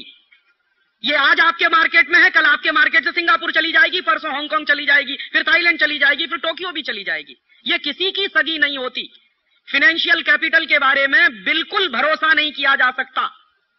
और किसी भी देश के बाजार में अगर ज्यादा फाइनेंशियल कैपिटल आ गया तो इसका मतलब यह भी नहीं है कि उस देश में उत्पादकता बढ़ गई है। फाइनेंशियल कैपिटल माने सट्टा बाजारी में पूंजी ज्यादा आ गई आपके मार्केट। और अगर सट्टा बाजार में, शेयर बाजार में कुछ ज्यादा पूंजी आ गई है बाजार में, तो उससे ना तो उत्पादन बढ़ने के संकेत मिलते हैं, ना तो उससे रोजगार बढ़ने के संकेत मिलते हैं, ना उससे देश का जीडीपी बढ़ने का संकेत मिलता है, ना उससे देश का एक्सपोर्ट बढ़ने का संकेत मिलता है। वो तो जुए का लक्ष्मी है, जुए की पूंजी है। वो आज आपके पास है, कल किसी और के पास चली जाएगी। फाइनेंशियल कैपिटल तो अपना मार्केट ढूंढती रहती है, और जो आई वो जाना शुरू भी हो गई है। जिस दिन से फाइनेंशियल कैपिटल हिंदुस्तान में से जाना शुरू हुई है, उसी दिन से हिंदुस्तान का शेयर बाजार जमीन पर धराशायी है। एक एक महीने में कितनी फाइनेंशियल कैपिटल भारत से जा रही है। नवंबर के महीने में बॉम्बे स्टॉक एक्सचेंज के आंकड़े बताते हैं, नवंबर 1997 में 500 करोड़ की फाइनेंशियल कैपिटल यहां से गई है एक ही महीने में। कैपिटल दो तरह की होती है, एक तो जिसको मैं असली कैपिटल मानता हूं और एक उसको नकली कैपिटल। ये फाइनेंशियल कैपिटल वो नकली कैपिटल है, जिससे देश का ना तो उत्पादन बढ़ता है, ना देश में रोजगार बढ़ता है, ना देश का जीडीपी बढ़ता है, कुछ भी फायदा नहीं होता। और असली कैपिटल होता है तो शायद उससे देश का कुछ फायदा होता है। तो असली कैपिटल का हुआ क्या? मैं अपनी बात नहीं कह रहा, 3 दिन पहले का नवभारत टाइम्स आप उठा के देख लीजिए, आज से ठीक 3 दिन पहले का। तो उसमें भारत सरकार के उद्योग मंत्रालय की तरफ से एक विज्ञप्ति छपी है। क्या विज्ञप्ति छपी है? उसमें उद्योग मंत्रालय कह रहा है कि पिछले 7 साल में हमने जितने एग्रीमेंट साइन किए विदेशी पूंजी भारत में लाने के, उसमें से सिर्फ 1/4 विदेशी पूंजी आई है। माने जितने प्रपोजल सैंक्शन हुए हैं पिछले 7 वर्षों में फॉरेन इन्वेस्टमेंट के, उन प्रपोजल्स में 25% प्रपोजल्स एक्चुअल इन्वेस्टमेंट में कन्वर्ट हो पाए हैं। पूंजी आई कहां है फिर मार्केट? आपने तो ढोल पीटा था कि पूंजी लेके आएंगे इस देश में, पूंजी क्यों नहीं आई आपके पास? और सच्चाई यह है कि जब इस देश में ढोल पीटा जा रहा था कि विदेशी पूंजी आएगी, विदेशी पूंजी आएगी, विदेशी पूंजी आएगी, और यह तर्क दिया जाता था, हमारे देश में कुछ अर्थशास्त्री यह तर्क भी देते हैं कि बाहर से इन्वेस्टमेंट के रूप में पूंजी आए वो ज्यादा अच्छा है बनिस्बत कर्जे में ली गई पूंजी के। तो उसका तर्क कहां जाता है? तर्क वहां तक जाता है कि हमने अगर कर्जे के रूप में पूंजी ले ली है बाहर से, तो उस पर जो इंटरेस्ट पेमेंट देना पड़ता है वो ज्यादा होता है बनिस्बत बाहर से आई हुई पूंजी पर लाभांश देने के। माने विदेशों से पूंजी आए, उस पर अगर डिविडेंड देना पड़े तो वो कम है बनिस्बत उसके कि बाहर से पूंजी आए और उस पर इंटरेस्ट पेमेंट देना पड़े। तो हिसाब लगा लीजिए, विदेशी पूंजी आई जिस पर लाभांश देना है वो सिर्फ 24%। तो क्या हुआ? इसका माने बाकी 75% कहां से आई? तो बाकी 75% आई है कर्जे के रूप में। ये सरकार खुद कह रही है, मैं नहीं कह रहा। 3 दिन पहले का नवभारत टाइम्स ये खबर दे रहा है। तो इसका माने ग्लोबलाइजेशन हैज फेल्ड 100%। क्योंकि जिन 2 बड़े उद्देश्यों के लिए आपने ग्लोबलाइजेशन किया वो दोनों उद्देश्य पूरे नहीं हुए आपके। तो हो क्या गया है? इसके उल्टा बहुत कुछ हो गया है इस देश में, जिसका विश्लेषण करना बहुत जरूरी है। और मैं मानता हूं कि पिछले 7 साल में जो कुछ इस देश में ग्लोबलाइजेशन के नाम पर हुआ है उस पर व्हाइट पेपर आना ही चाहिए पार्लियामेंट में। ताकि पता तो चले कि किसने क्या क्या किया है इस देश में। तो पिछले 7 साल में क्या हो गया है, कुछ उसका एक अंदाजा हम लगा सकते हैं कि ग्लोबलाइजेशन के नाम पर पिछले 7 वर्षों में हमारी करेंसी का 120% डिवैल्यूएशन हो चुका है। मई के महीने में $1 18 रुपए का था, अब $1 40 रुपए का हो गया है। तो 120% डिवैल्यूएशन हो चुका है। इसका नतीजा क्या निकला कि आपका जो निर्यात है दुनिया के बाजारों में, जो एक्सपोर्ट है, वो एक्सपोर्ट खड्डे में जा रहा है आधे से ज्यादा। मतलब क्या है इसका कि पहले जब आप दुनिया के बाजार में $1 कमाने के लिए माल बेचते थे तो आपको 18 रुपए का माल बेचना पड़ता था। अब उसी $1 को कमाने के लिए जब आप माल बेचते हैं तो आपको 40 रुपए का माल बेचना पड़ता है। डॉलर तो एक ही आ रहा है ना, माल आपका 40 रुपए का जा रहा है। 1991 में उसी $1 की कमाई करने के लिए हमको 18 रुपए का माल बेचना पड़ता था। आज उसी $1 की कमाई करने के लिए हमको 40 रुपए का माल बेचना पड़ता है। बात बहुत स्पष्ट है कि 60% सामान हमारा खड्डे में जा रहा है, माने हम मुफ्त में दे रहे हैं, उसमें से कुछ आ नहीं रहा। और एक दूसरा नुकसान क्या हुआ कि बाहर से जो हम इंपोर्ट किया करते थे वो इंपोर्ट का बिल बढ़ गया है। पहले हम अगर $1 का तेल खरीदते थे, डीजल खरीदते थे, तो उसके लिए 18 रुपया खर्च करना पड़ता था। अब वही $1 का डीजल और पेट्रोल खरीदने के लिए हमको 40 रुपया खर्च करना पड़ता है। निश्चित रूप से ऑयल पूल अकाउंट का डेफिसिट बढ़ा है पिछले 7 साल में, और सरकार खुद कहती है कि इस देश में पिछले 7 साल में ऑयल पूल अकाउंट का डेफिसिट लगभग 20,000 करोड़ के आसपास पहुंचा है। तो नुकसान सबसे बड़ा आपका क्या हुआ कि एक्सपोर्ट तो आपका बढ़ा नहीं, शायद वॉल्यूम ऑफ एक्सपोर्ट बढ़ गया। इस तकनीकी बात को समझिए, पार्लियामेंट में कितना बड़ा झूठ बोला गया इन 2 व्यक्तियों के द्वारा, मनमोहन सिंह और चिदंबरम के द्वारा। ये पिछले 7 साल से दोनों लोग पार्लियामेंट को गुमराह करते रहे हैं, और मैं मानता हूं कि इनके ऊपर केस चलना चाहिए। क्या गुमराह किया इन्होंने 7 साल से पार्लियामेंट में कि हमारे एक्सपोर्ट्स बढ़ रहे हैं। जब भी सवाल आया पार्लियामेंट में, मेरे जैसे लोगों ने 3-3 बार सवाल पूछवाया कि एक्सपोर्ट की स्थिति क्या है, तो हमेशा इन्होंने कहा कि एक्सपोर्ट्स बढ़ रहे हैं, एक्सपोर्ट्स बढ़ रहे हैं, एक्सपोर्ट्स बढ़ रहे हैं। तो आंकड़े क्या देते थे कि पिछले साल हमने इतने टन एक्सपोर्ट किया, इस साल इतना ज्यादा टन कर दिया है। तो और इन दोनों लोगों को इस देश के लोग सामान्य रूप से बड़ा भारी अर्थशास्त्री बताते।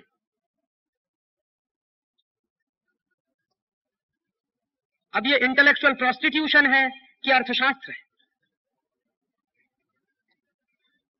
तय करें हम इसको कि 7 साल से पार्लियामेंट में आप झूठ बोलते रहे, पूरे देश की जनता को गुमराह करते रहे कि हमारे एक्सपोर्ट्स, वॉल्यूम ऑफ एक्सपोर्ट्स बढ़ रहे हैं। वॉल्यूम ऑफ एक्सपोर्ट से मुझे क्या लेना देना, एक्सपोर्ट अर्निंग्स बताइए कितनी बढ़ रही। अब वो बात खुली है।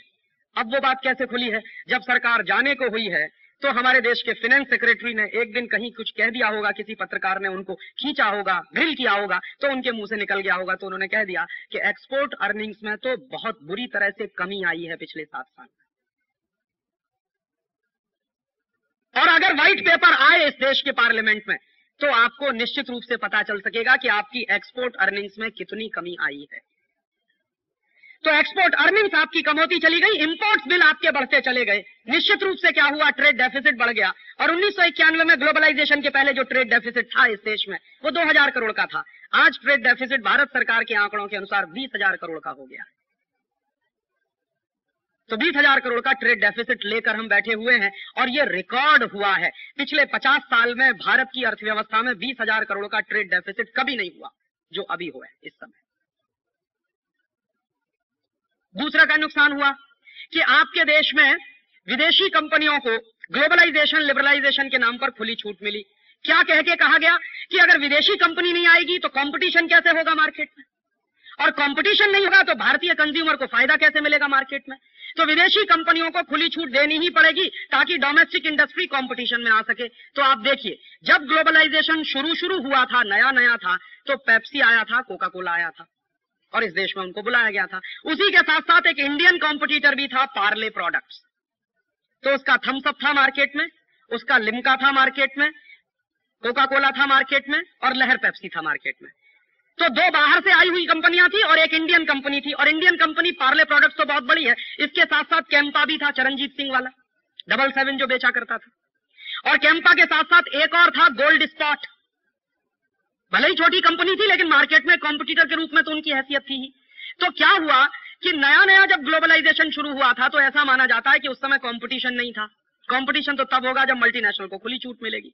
तो उस समय क्या होता था, आप प्राइसिंग में पैरिटी करके देख लीजिए। हिंदुस्तान में जब पेप्सी नया बिकने के लिए आया, कोका कोला नया बिकने के लिए आया, तो उस समय पेप्सी की बोतल बिकती थी 3.25 रुपए की, 3 रुपए 25 पैसे की पूरे देश में। कोका कोला भी 3.25 रुपए का था। और थम्स अप उस समय 3.5 रुपए का था, तो थम्स अप वाले को भी अपने दाम कुछ कम करने पड़े, उसने भी 3.25 रुपए का किया। तो पेप्सी 3.25 रुपए का, कोका कोला 3.25 रुपए का, गोल्ड स्पॉट भी 3.25 रुपए का, माने नॉर्मल 3 रुपए 25 पैसे से 3 रुपए 50 पैसे के रेंज में सभी बोतलें बिका करती थी इस देश में। फिर क्या हुआ, चूंकि विदेशी कंपनियों को खुली छूट है, उन्होंने मार्केट में इंडियन कंपनियों को टेक ओवर करना शुरू कर दिया, जैसे साउथ कोरिया में हुआ। साउथ कोरिया की बड़े बड़े पब्लिक सेक्टर और वहां के प्राइवेट सेक्टर की कंपनियों को जिस तरह से अमेरिकन कंपनियों ने टेक ओवर किया, वैसे ही भारत में भी शुरू हो गया। तो क्या हुआ, एक दिन हमको अखबार में खबर मिली कि पूरा का पूरा पार्ले प्रोडक्ट चला गया कोका कोला के कंट्रोल में। अब आप जरा इस बात पर ध्यान दीजिए कि पेप्सी और कोका कोला अगर इस देश में कंपटीशन करने के लिए आए थे, तो उन्होंने पार्ले को टेक ओवर क्यों किया? अगर आप मानते हैं कि वो बहुत बड़े कॉम्पिटिटर हैं, तो पहलवान बनकर कुश्ती लड़ते भारत के बाजार में आके, और पार्ले भी चलता, गोल्ड स्पॉट भी चलता, पेप्सी भी चलता, कोका कोला भी चलता, तभी तो मैं मानता कि कंपटीशन है। तो मेरे मन में अक्सर यह प्रश्न उठता है कि अगर वो कंपटीशन करने आए तो उन्होंने क्यों टेक ओवर किया पार्ले प्रोडक्ट को? और भारत सरकार अगर ये कहती है कि हम कंपटीशन चाहते हैं मार्केट में, तो भारत सरकार ने क्यों टेक ओवर होने दिया पार्ले प्रोडक्ट को? क्योंकि यह बात तो भारत सरकार भी जानती थी कि अगर पार्ले चला जाएगा तो उनके सामने कोई कॉम्पिटिटर नहीं रहेगा। गोल्ड स्पॉट की कोई औकात नहीं थी, कैंपा की कोई औकात नहीं थी, चिरंजीत सिंह पहले ही सरेंडर कर चुके थे उनके सामने, और वो तो तैयार बैठे थे कि अगर पार्ले जाता है तो हम भी किसी न किसी कंपनी के साथ कोई ना कोई ज्वाइंट वेंचर कर लेंगे। तो हुआ क्या, कंपटीशन के नाम पर मल्टीनेशनल की मार्केट में मोनोपोली एस्टेब्लिश हो, इसके लिए भारत सरकार ने खुली छूट दी और कोका कोला ने पार्ले को टेक ओवर कर लिया। पार्ले चला गया और मार्केट से धीरे धीरे जितने इंडियन कॉम्पिटिटर थे सब मार्केट से बाहर हो गए, या तो पेप्सी के कब्जे में चले गए या कोका कोला के कब्जे में चले गए। अब देखिए कितना कंपटीशन हो रहा है इस मार्केट में कि 3.25 रुपए में जो पेप्सी कोला बिकता था, अब वो 10 रुपए में हम पी रहे हैं और कह रहे हैं कंपटीशन हो रहा है मार्केट में, और झक मार के पी रहे हैं। क्योंकि दो ही चॉइस है, या तो पेप्सी पीजिए या कोका कोला पीजिए, और दोनों ही चॉइस आप करेंगे, पैसा अमेरिका ही जाने वाला है। आपके लिए दो ही तो चॉइस है इस समय मार्केट में। आप कहेंगे मैं सिट्रा पीऊंगा, तो सिट्रा के नीचे देख लीजिए लिखा हुआ क्या है, कंट्रोल्ड बाय कोका कोला। आपको लगता है मैंगो फ्रूटी पीऊंगा, तो मैंगो फ्रूटी के नीचे देख लीजिए क्या लिखा हुआ है। कोई भी बोतल मार्केट में सॉफ्ट ड्रिंक की चाहे जिस नाम से बिकती हो आप पी लीजिए, पैसा आपका अमेरिका ही जाने वाला है। और मैं पूछना यह चाहता हूं आप सबसे कि 3.25 रुपए में जब पेप्सी बिकता था तब ज्यादा कंपटीशन था, या अब 10 रुपए में बिक रहा है तब ज्यादा कंपटीशन है? माने हमने ग्लोबलाइजेशन के नाम पर इंडियन मार्केट में मल्टीनेशनल को मोनोपोली बनाने की खुली छूट दी है। तो दूसरा बड़ा झूठ इस देश के लोगों से यह बोला गया है कि हम मल्टीनेशनल्स को बुला रहे हैं तो कंपटीशन होगा मार्केट में। आपने कंपटीशन के लिए नहीं बुलाया, आपने उनकी मोनोपोली एस्टेब्लिश करने के लिए मार्केट में बुलाया। ऐसे एक दूसरा उदाहरण आपको देना चाहता हूं कि ढेर सारी कॉस्मेटिक्स की अमेरिकन कंपनियां इंडियन मार्केट में आई हैं। उनमें सबसे बड़ी कंपनी है रेवलॉन, अमेरिका की सबसे बड़ी कॉस्मेटिक्स की कंपनी, उसको आपने मार्केट में खुली छूट दी है। तो क्या कंपटीशन था? जब रेवलॉन मार्केट में आया तो हिंदुस्तान लीवर भी था मार्केट में, जो आधा विदेशी आधा स्वदेशी मानता था। अब तो उनकी मेजॉरिटी इक्विटी हो गई है मार्केट में। और हमारे देश में जो सबसे बड़ा कॉम्पिटिटर था किसी मल्टीनेशनल के लिए, वो था लैक्मे, टाटा घराने का। और लैक्मे का जो मार्केट का कंट्रोल था उसकी कल्पना हम कर नहीं सकते, क्योंकि अब तो चला गया। लैक्मे जो है एक जमाने में इंडियन कॉस्मेटिक्स के मार्केट में कम से कम 80% पे अपना अधिकार रखता था। तो मार्केट में आपने विदेशी कंपनियों को खुली छूट दी, झूठ ये बोला सारे देश के लोगों के साथ कि हम कंपटीशन करवाना चाहते हैं मार्केट में। और वो कंपटीशन करते करते करते करते एक दिन हमने अखबार में सवेरे ही सवेरे पढ़ा कि लैक्मे भी चला गया विदेशी कंपनी के कब्जे में। हिंदुस्तान लीवर ने उसको भी टेक ओवर कर लिया। तो फिर प्रश्न यही मन में आता है कि जब हिंदुस्तान लीवर मार्केट में था, रेवलॉन मार्केट में आया और हमारे देश का लैक्मे था, तब कंपटीशन ज्यादा था, या अब कंपटीशन ज्यादा है जब लैक्मे पूरी तरह से विदेशी हो गया? ठीक यही कोशिश हुई एशियन पेंट्स के साथ, वो कोशिश कामयाब नहीं हो पाई। आईसीआई कंपनी ने एशियन पेंट्स को टेक ओवर करने की पूरी कोशिश की, उसमें वो सफल नहीं हो पाए। एक भारतीय शेयर होल्डर के मन में थोड़ी राष्ट्रीयता पैदा हो गई, इसलिए उसने मना कर दिया कि नहीं बेचूंगा। ऐसे हालांकि कम लोग मिलते हैं इस देश में। तो वो कोशिश उनकी फेल हो गई। अदरवाइज तो इस देश की सबसे बड़ी प्राइवेट सेक्टर की सबसे बड़ी डोमेस्टिक कंपनी जो पेंट्स बनाती है, एशियन पेंट, वो चली गई होती आईसीआई के कंट्रोल में। तो कंपटीशन हो कहां रहा है? मार्केट में तो मोनोपोली होती चली जा रही है। हम देख रहे हैं, हमारी आंखों के सामने मोनोपोली हो रही है। कंपटीशन देने वाला पहले कभी टॉम को हुआ करता था मार्केट में, वो टॉम को चला गया हिंदुस्तान लीवर के पेट में। तो कंपटीशन देने वाले इस देश में जो 36 बड़े इंडस्ट्रियल एम्पायर थे, वो तो जा चुके हैं पिछले 7 साल में विदेशी कंपनियों के पेट में। तो कंपटीशन हुआ है कि मोनोपोली एस्टेब्लिश हुई है मार्केट में। और मैं आपको एक जानकारी के लिए कह दूं कि विदेशी कंपनियां, मल्टीनेशनल कंपनियां कभी भी कंपटीशन में विश्वास नहीं रखती, ये आप जान लीजिए। वो हमेशा कार्टेलाइजेशन में विश्वास रखते, वो कार्टेल्स बनाते। और ये जो चक्कर हमारे देश में चल रहा है कंपटीशन के नाम पर कंट्रोलिंग का, पूरी इकोनॉमी को, पूरे मार्केट में मोनोपोली का, ये चक्कर इस समय अमेरिका में भी चल रहा है और यूरोप में भी चल रहा है। अमेरिका की बड़ी बड़ी कंपनियां आपस में मर्ज कर रही हैं। आईबीएम और आईसीएल दोनों के मर्ज होने की तैयारी चल रही है इस समय। बोइंग और जनरल मोटर्स आपस में मर्ज करने को तैयार बैठे हैं। रथियन कॉर्पोरेशन मर्ज करना चाहता है जनरल इलेक्ट्रिक के साथ। तो सारी के सारे अमेरिकन इकोनॉमी में हम देख रहे हैं कि सिवाय कार्टेलाइजेशन के कुछ हो नहीं रहा है। और वहां क्या हो रहा है, जो भी कंपनी मार्केट में कंपटीशन दे सकती है उसको या तो टेक ओवर कर लो या मार्केट से उसको आउट कर दो। आइदर कोऑप्ट और करप्ट, यही प्रिंसिपल है डेमोक्रेसी का। वही प्रिंसिपल मार्केट में है मल्टीनेशनल्स के माध्यम से, कि या तो इंडियन कंपनियों को टेक ओवर कर लो या उनको मार्केट से आउट कर दो, किसी भी तरीके से। ये इनके इन प्रकार है। तो कंपटीशन हुआ कहां है मार्केट में पिछले 7 साल में?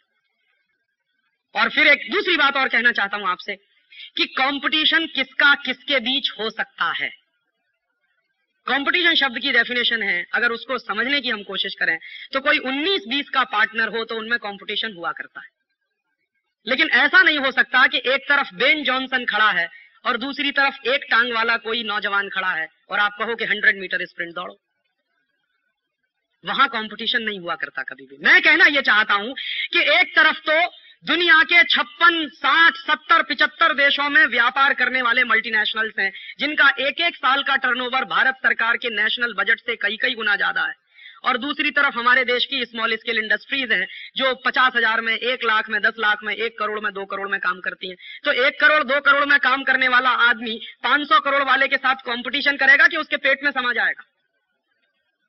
कैसे संभव है ये तो आप कंपटीशन शब्द का बेइज्जती कर रहे हैं कहकर कि हमारे स्मॉल स्केल को उनके साथ कंपटीशन करना चाहिए। वो तो कभी संभव नहीं हो सकता। हाँ, संभव हो सकता है, हमारे देश के जो जायंट्स पब्लिक सेक्टर हैं वो कर सकते हैं कंपटीशन मल्टीनेशनल के साथ, उनमें ये ताकत है। और हमारे देश के जो बड़े पब्लिक सेक्टर मल्टीनेशनल से कंपटीशन करने की शक्ति रखते हैं, जिनकी ये क्षमता है, उन्हीं पब्लिक सेक्टर्स को जानबूझकर भारतीय बाजार से बर्बाद करने की चाल चली जा रही है।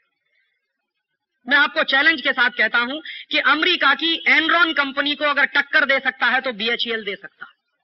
बीएचईएल में यह कुवत है कि वो एनरॉन को टक्कर दे सके।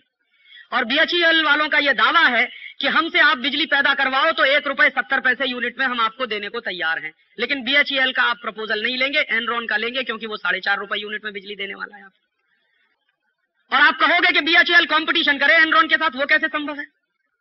छोड़ दो ना मार्केट में। अगर आप ये विश्वास करते हो कि कंपटीशन होना चाहिए मार्केट में, तो आपने टेंडर्स इनवाइट क्यों नहीं किए हिंदुस्तान के पब्लिक सेक्टर से? क्यों आपने एनरॉन के साथ एग्रीमेंट होने दिया इस देश में? हो जाने देते, टेंडर्स इनवाइट होने देते, जिसका सबसे लोएस्ट बिड निकलता उसको प्रोजेक्ट मिलता। वो तो हुआ नहीं इस देश में। कंपटीशन हो कहां रहा है इस देश में? कंपटीशन के नाम पर आपके मार्केट में मोनोपोली स्थापित करने की कोशिश की जा रही है। और हमको जितनी देरी से समझ में आएगा उतना ही इस देश का नुकसान बहुत ज्यादा हो चुका होगा, क्योंकि अब तक 36 बड़े इंडस्ट्रियल एम्पायर जा चुके हैं विदेशियों के कंट्रोल में। और अगले 2-3 साल यही चलता रहा तो जो बचे कुचे हैं वो भी चले जाएंगे विदेशियों के पेट में। और तीसरी एक बात और कहना चाहता हूं कि ये जो ग्लोबलाइजेशन, लिबरलाइजेशन हुआ, इसने भारत के बाजार में, जैसे मैंने आपसे कहा, बहुत लोग कहते हैं कि अमेरिका ने देखो कितनी फ्री बना दी है अपनी पूरी की पूरी इकोनॉमी। मैं आपको जानकारी दे दूं, अमेरिका में एंटी डंपिंग के जो कानून चलते हैं इस समय, वो दुनिया में सबसे शक्तिशाली माने जाते हैं। अमेरिकन मार्केट में कोई भी कंपनी डंप नहीं कर सकती। और अमेरिकी सरकार ने सबसे मजबूत डिपार्टमेंट इस समय कोई बनाया हुआ है तो एंटी डंपिंग का डिपार्टमेंट है उनके यहाँ। और एंटी डंपिंग का जो लॉ है अमेरिका में, वो अभी मैंने देखना शुरू किया है कि देखें उन्होंने क्या किया है अपनी डोमेस्टिक इंडस्ट्री के प्रोटेक्शन के लिए। तो आप पढ़ेंगे तो आपको थोड़ा सा चक्कर आ जाएगा कि जिस अमेरिका के बारे में आपको गलतफहमी से प्रचार किया जाता है कि वो फ्री इकोनॉमी में विश्वास करने वाला देश है, अमेरिका 100% प्रोटेक्शन की इकोनॉमी में विश्वास करता। और उसका सबूत है कि उन्होंने अपने देश में एंटी डंपिंग का कानून जो कभी बनाया हुआ था, उन्होंने 40 साल पहले उसको रिन्यू किया है और उसको इतना सख्त बना दिया है कि दुनिया के कोई भी देश का माल अमेरिकन मार्केट में डंप नहीं हो सकता। और अगर आपने डंप करने की कोशिश की तो वो आपको सबक सिखा सकते हैं। फॉर एग्जाम्पल, एक बार हिंदुस्तान के स्कर्ट्स एक्सपोर्ट करने वाले लोगों ने अमेरिकन मार्केट में स्कर्ट्स को डंप करने की कोशिश की, तो अमेरिकी सरकार ने बहुत सख्ती के साथ अपने कानून का इस्तेमाल किया उसका। और उसका नतीजा क्या निकला? दो तरह से उन्होंने इस्तेमाल किया। एक तो पेनल्टी लगा दी जो इंडियन एक्सपोर्टर्स अमेरिकन मार्केट में काम करने वाले थे, दूसरा इंडियन स्कर्ट्स के बॉयकॉट का नारा भी दे दिया बिल क्लिंटन ने। और एक दिन बिल क्लिंटन ने वॉशिंगटन डीसी चौराहे पर इंडियन स्कर्ट्स की होली जला दी और पूरे अमेरिकन लोगों से कहा कि बॉयकॉट अमेरिकन स्कर्ट्स। क्यों? क्योंकि वो डंप कर रहे हैं हमारे मार्केट में। तो इंडियन एक्सपोर्टर्स सीधे हो गए, जो डंप करने की कोशिश कर रहे थे वो बिल्कुल सीधे हो गए। और अब अमेरिकी शर्तों पर यहां से स्कर्ट जा रहा है। और आपको मैं जानकारी दे दूं कि यहां से जितना स्कर्ट जा रहा है अमेरिका में, उसका कोटा फिक्स है। बहुत कम लोग ये बात जानते हैं। हिंदुस्तान से जितना बेस्ट क्वालिटी का टेक्सटाइल और कपड़ा अमेरिका में जाता है, यूरोप में जाता है, उसका कोटा फिक्स है।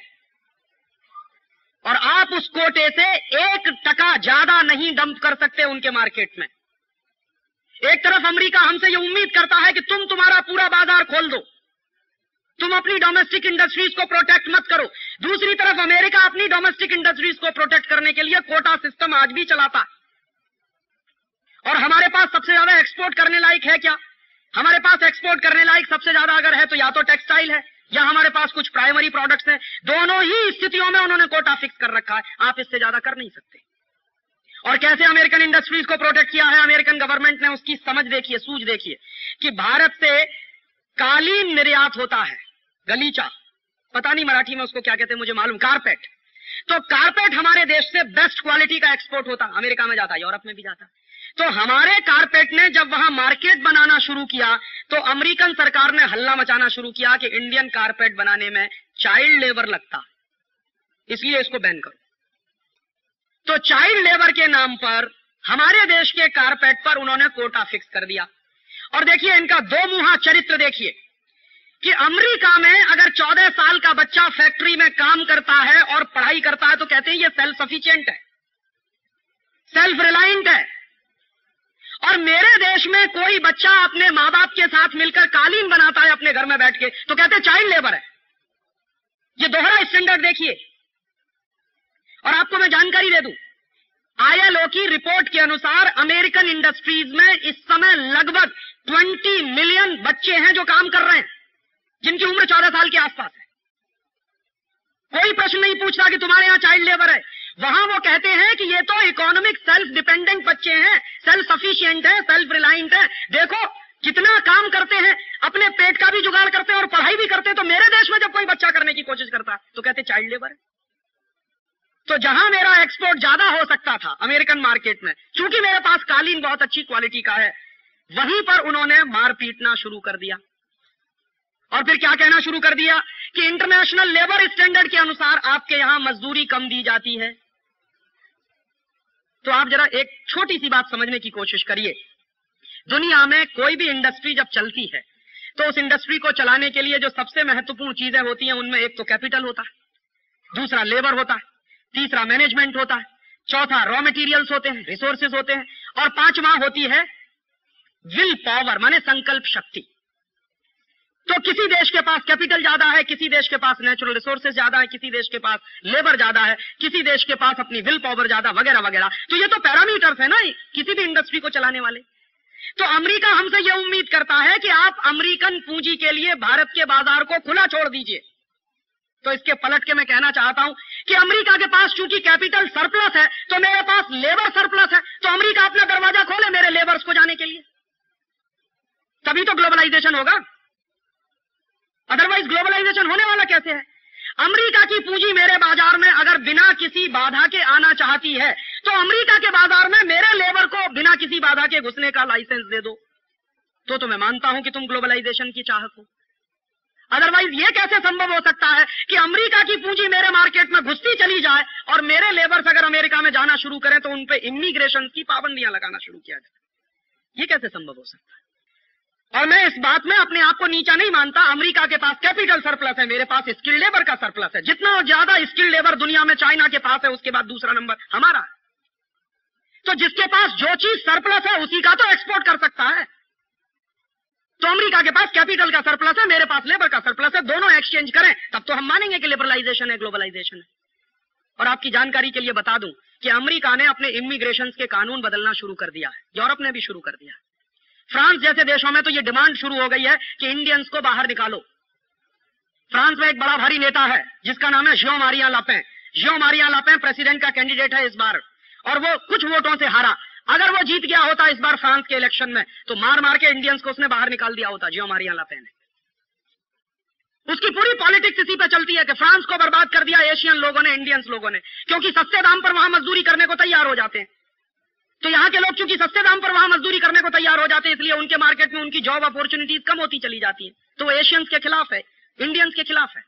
वो तो अच्छा हुआ जीत नहीं पाया, नहीं तो फ्रांस में तो लाखों इंडियंस को बाहर निकलवा दिया होता। और इसके उल्टा हो गया, न्यूजीलैंड में पिछले 7 वर्षों में 1.5 लाख इंडियंस को बाहर कर दिया गया। कहां ग्लोबलाइजेशन हो रहा है? वो तो अपने डोमेस्टिक प्रोटेक्शन के काम कर रहे हैं। ये हम बेवकूफ हैं जो समझ नहीं पा रहे हैं। वो अपनी डोमेस्टिक इंडस्ट्रीज को प्रोटेक्ट करने के लिए बराबर कानून बदलते चले जा रहे हैं, हमको समझ में नहीं आ रहा। और आपको एक ताजा जानकारी दे दूं, हो सकता है आपको आश्चर्य हो जाए, मुझे भी आश्चर्य हुआ। अभी 15-17 दिन पहले मुझे पता चला अमेरिकन पार्लियामेंट ने अपनी डोमेस्टिक इंडस्ट्रीज को प्रोटेक्ट करने के लिए अमेरिकन पार्लियामेंट से एक कानून पारित करवा दिया है। उसका नाम है बाय अमेरिकन एक्ट। और मेरे एक दोस्त ने मुझको बताया कि मैंने तो उससे कहा कि बिना देरी किए हुए उस कानून की कॉपी मुझे चाहिए, मैं देखना चाहता हूं कि किया क्या है उन्होंने। और वो कानून की कॉपी मेरे पास आ गई है। और वो कानून पिछले 3 महीने से वहां डिस्कशन में था पार्लियामेंट में, अभी पारित हो गया। तो उस कानून को मैं आजकल पढ़ रहा हूं, तो कितनी चतुराई के साथ अमेरिका ने अपनी डोमेस्टिक इंडस्ट्रीज के प्रोटेक्शन की व्यवस्था की है। एक भी इंडस्ट्री अमेरिका ने ऐसी नहीं छोड़ी जो उस कानून की परिधि के बाहर हो। और उस कानून की प्रस्तावना में सबसे पहला वाक्य बहुत स्पष्ट कह दिया है कि चूंकि यह कानून अमेरिकन पार्लियामेंट से पारित हुआ है और अमेरिकन पार्लियामेंट सॉवरेन है, इसलिए कोई भी इंटरनेशनल लॉ इस कानून को बदलवा नहीं सकेगा। बात खत्म हो गई, किस्सा ही खत्म कर दिया उन्होंने। माने कभी हमारे जैसे देश WTO में जाएं, गेट में जाएं, उनकी शिकायत करें और शिकायत के आधार पर अमेरिकन डोमेस्टिक लॉज को बदलवाने की कोशिश करें, तो उन्होंने बिल्कुल स्पष्ट लिखवा दिया कि हमारी पार्लियामेंट सॉवरेन है और इस पार्लियामेंट का पारित किया हुआ ये कानून है, इसलिए इसको कोई नहीं बदलवा सकता। और अपनी डोमेस्टिक इंडस्ट्रीज को प्रोटेक्ट करने की इतनी सुंदर व्यवस्था उन्होंने की है। तो मैं प्रश्न ये पूछना चाहता हूं कि अगर अमेरिकन पार्लियामेंट में बाय अमेरिकन एक्ट पारित हो सकता है तो इंडियन पार्लियामेंट में बाय इंडियन एक्ट क्यों नहीं पारित हो सकता?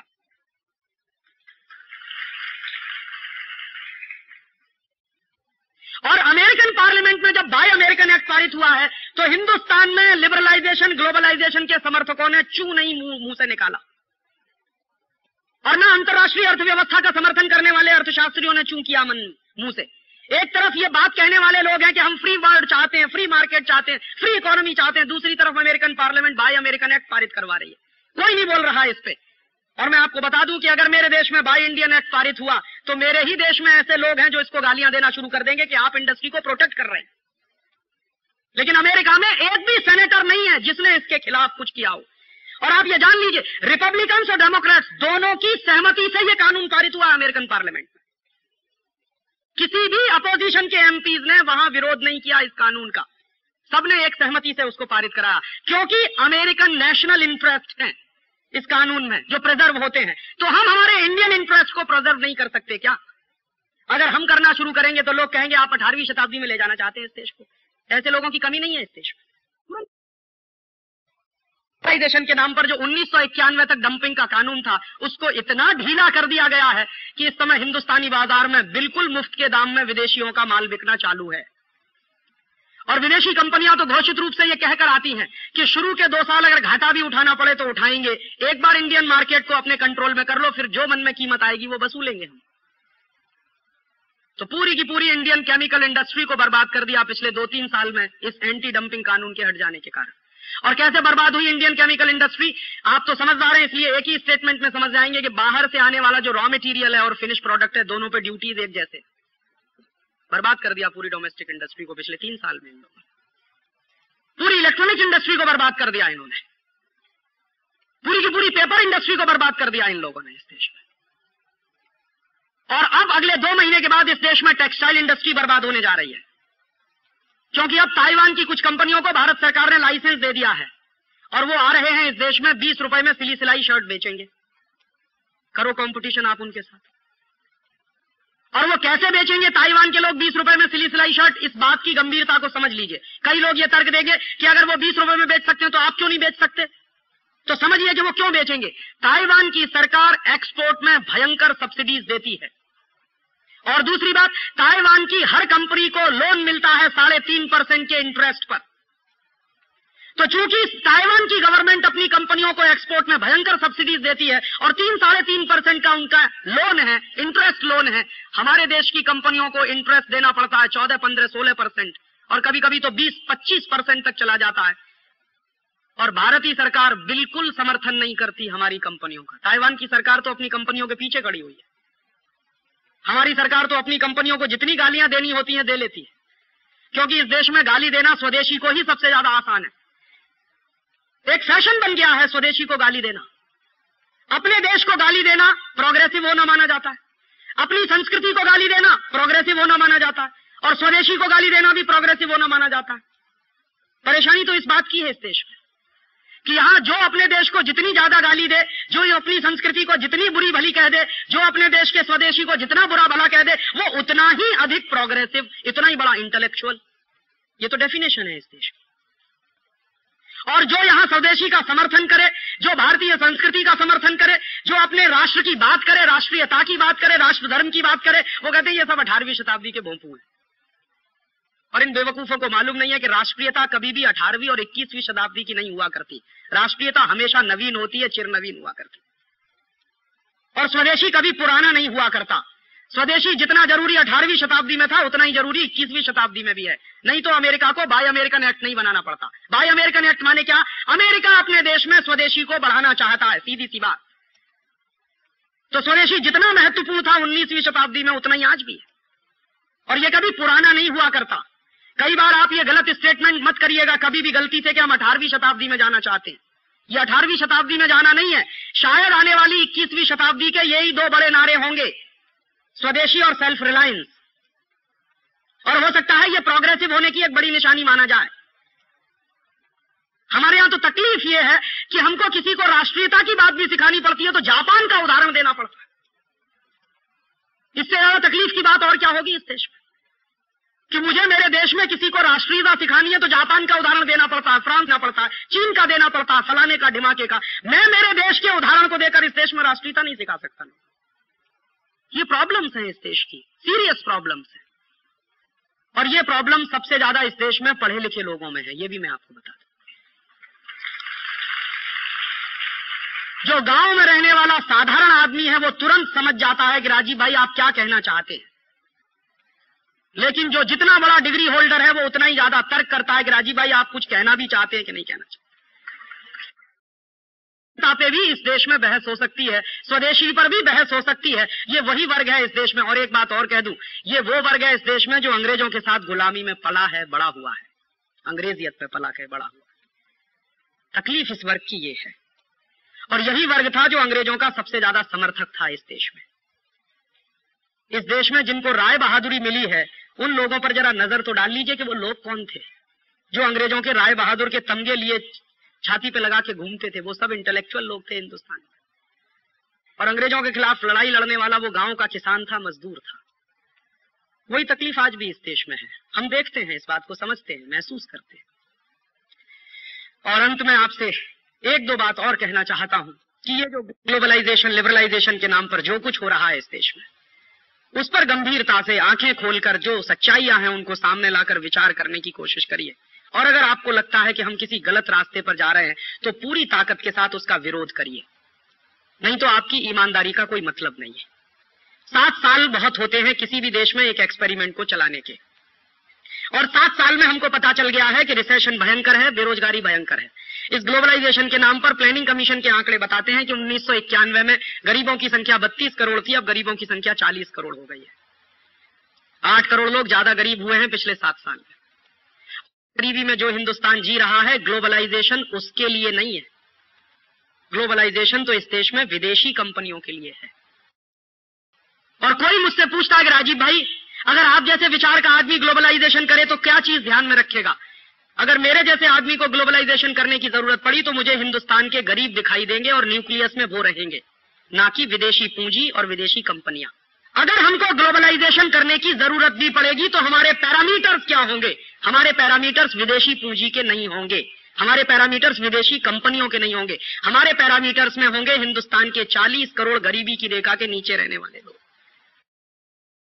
ग्लोबलाइजेशन से तो आपने इस देश के गरीबों को जिंदा रहने का भी अधिकार छीन लिया है, क्योंकि इस ग्लोबलाइजेशन के नाम पर 50 पैसे किलो वाला नमक अब 8 रुपए किलो में बिक रहा है।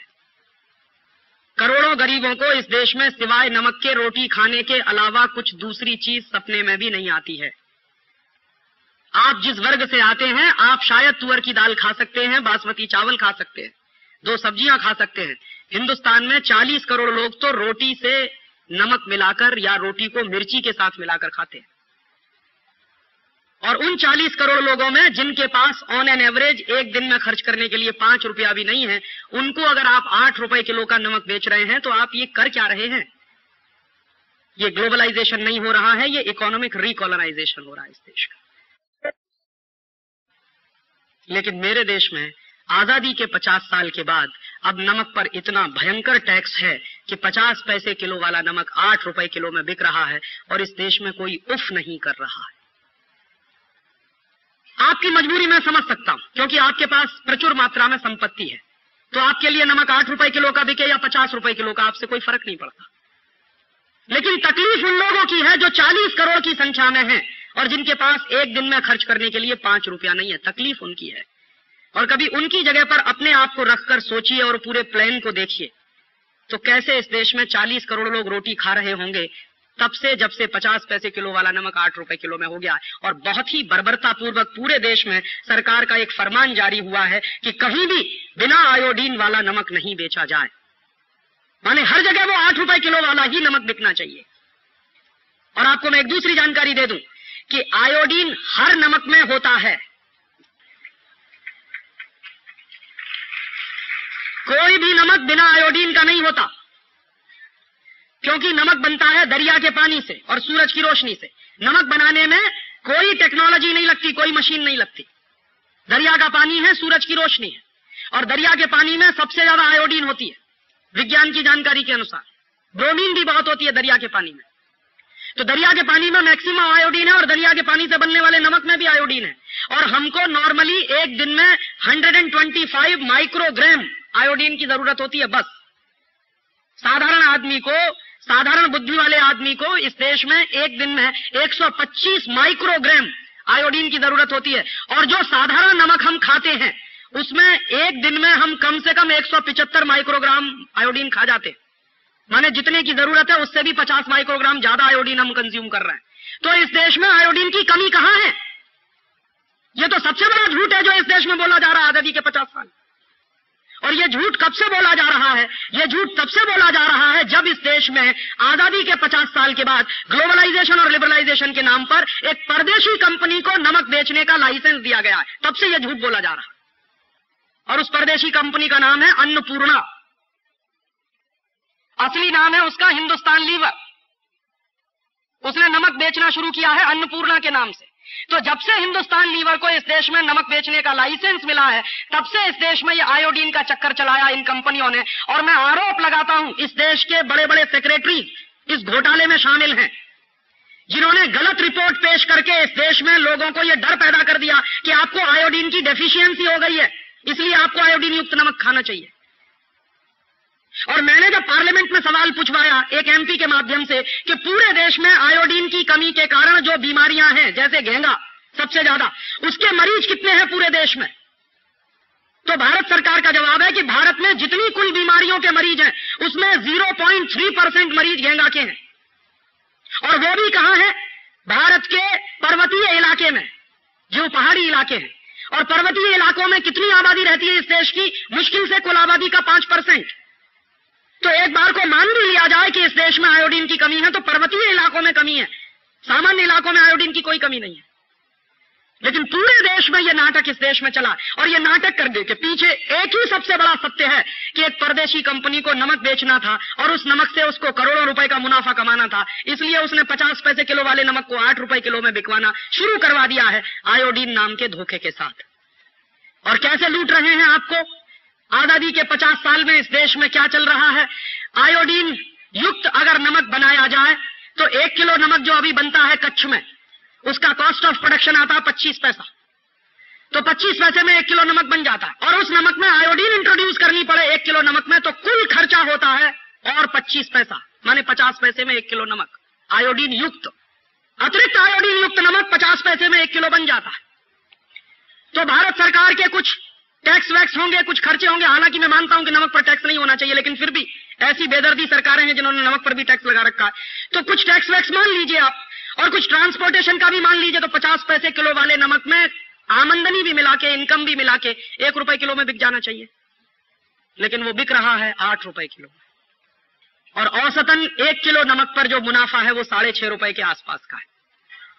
और सारे देश में कितना नमक बिक रहा है इस समय, भारत सरकार के आंकड़े बताते हैं 40 लाख टन नमक घरों में इस्तेमाल हो रहा है इस समय। तो 40 लाख टन नमक अगर घरों में इस्तेमाल हो रहा है और 1 किलो नमक 8 रुपए में है और 1 किलो नमक पर 6.5 रुपए का प्रॉफिट है, तो आप जान लीजिए आपकी जेब से 2400 करोड़ रुपए एक साल में लूटे जा रहे हैं आयोडीन के नाम पर। और आजादी के 50 साल में अगर इसी देश की सरकारें देश के गरीब लोगों के खीसे में से 2400 करोड़ रुपए निकाल रही हैं, तो इन सरकारों को हम क्या कहें। मैं कभी कभी जब बहुत गुस्सा होता हूं और दुखी होता हूं तो मैं कहता हूं कि नाथूराम गॉडसे ने तो गांधी के शरीर की हत्या की थी और इन लोगों ने तो गांधी के विचार को मार दिया है। ये तो नाथूराम गॉडसे से बड़े हत्यारे हैं इस देश में।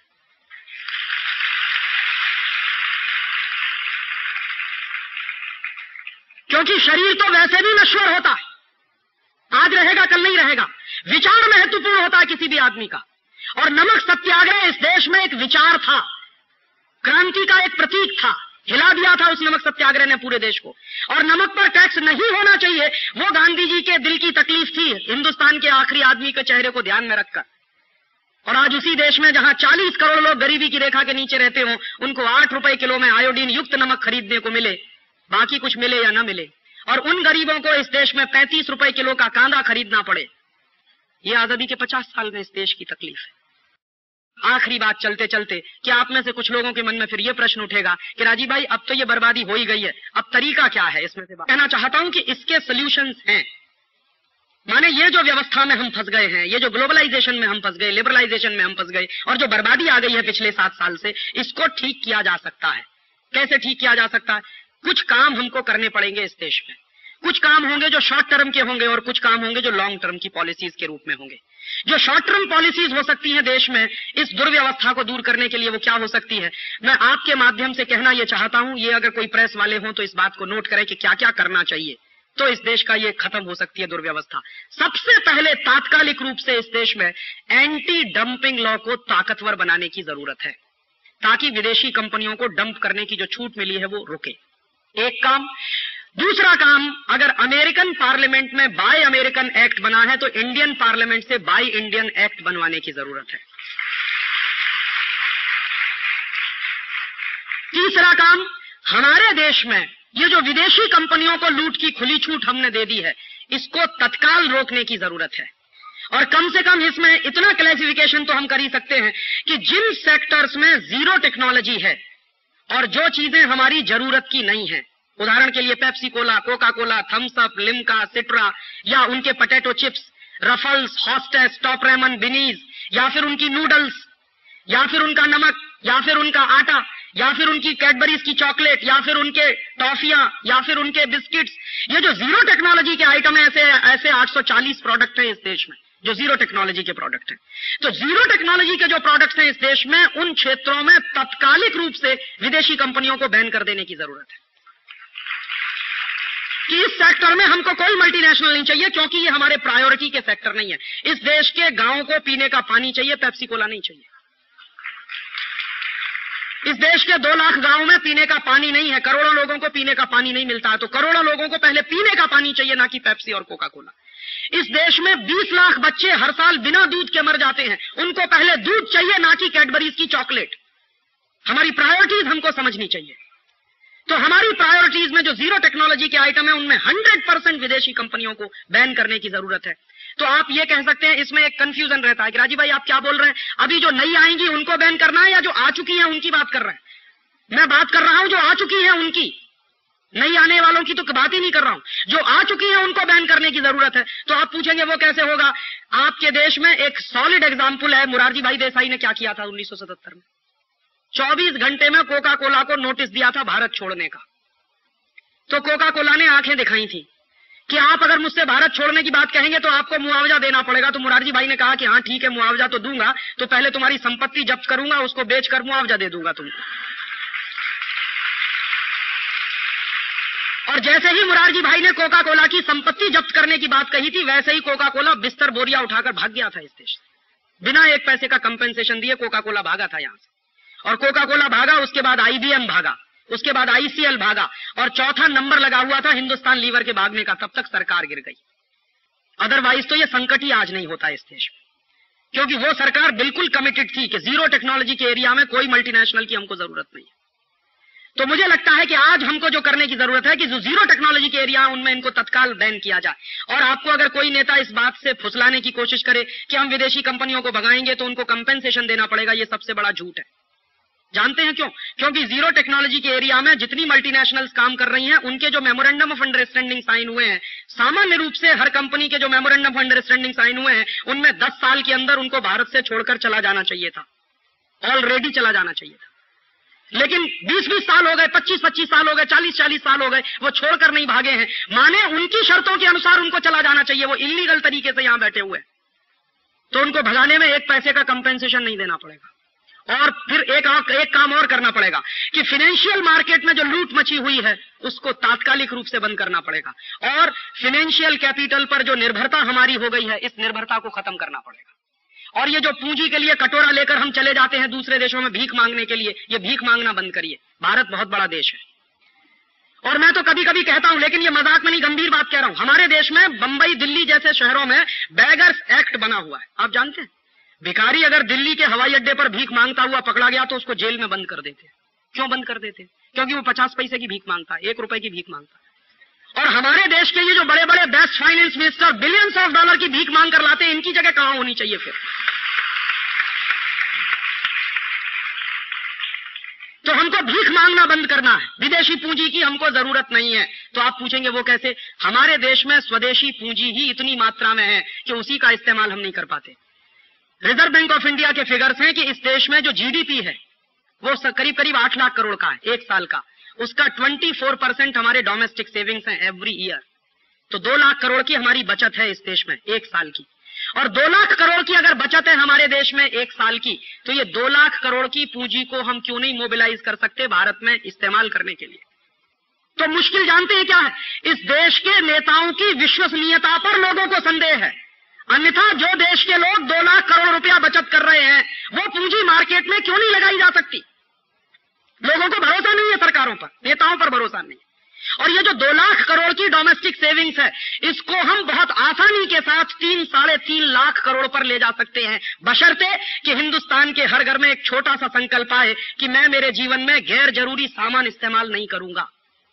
मेरी जितनी आवश्यकता है, मेरी जितनी जरूरत है, उतनी जरूरत पूरी करने के लिए मुझे जो सफिशिएंट लगेगा उतना ही इस्तेमाल करूंगा। माने हम हमारे जीवन में संयम और अपरिग्रह के सिद्धांत को लागू करें।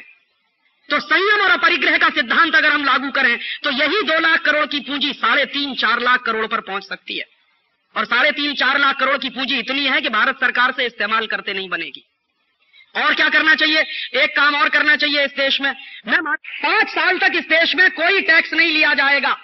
क्यों? क्योंकि टैक्स ले लेके तुमने इतना खून चूस लिया है कि वो मरने वाला है।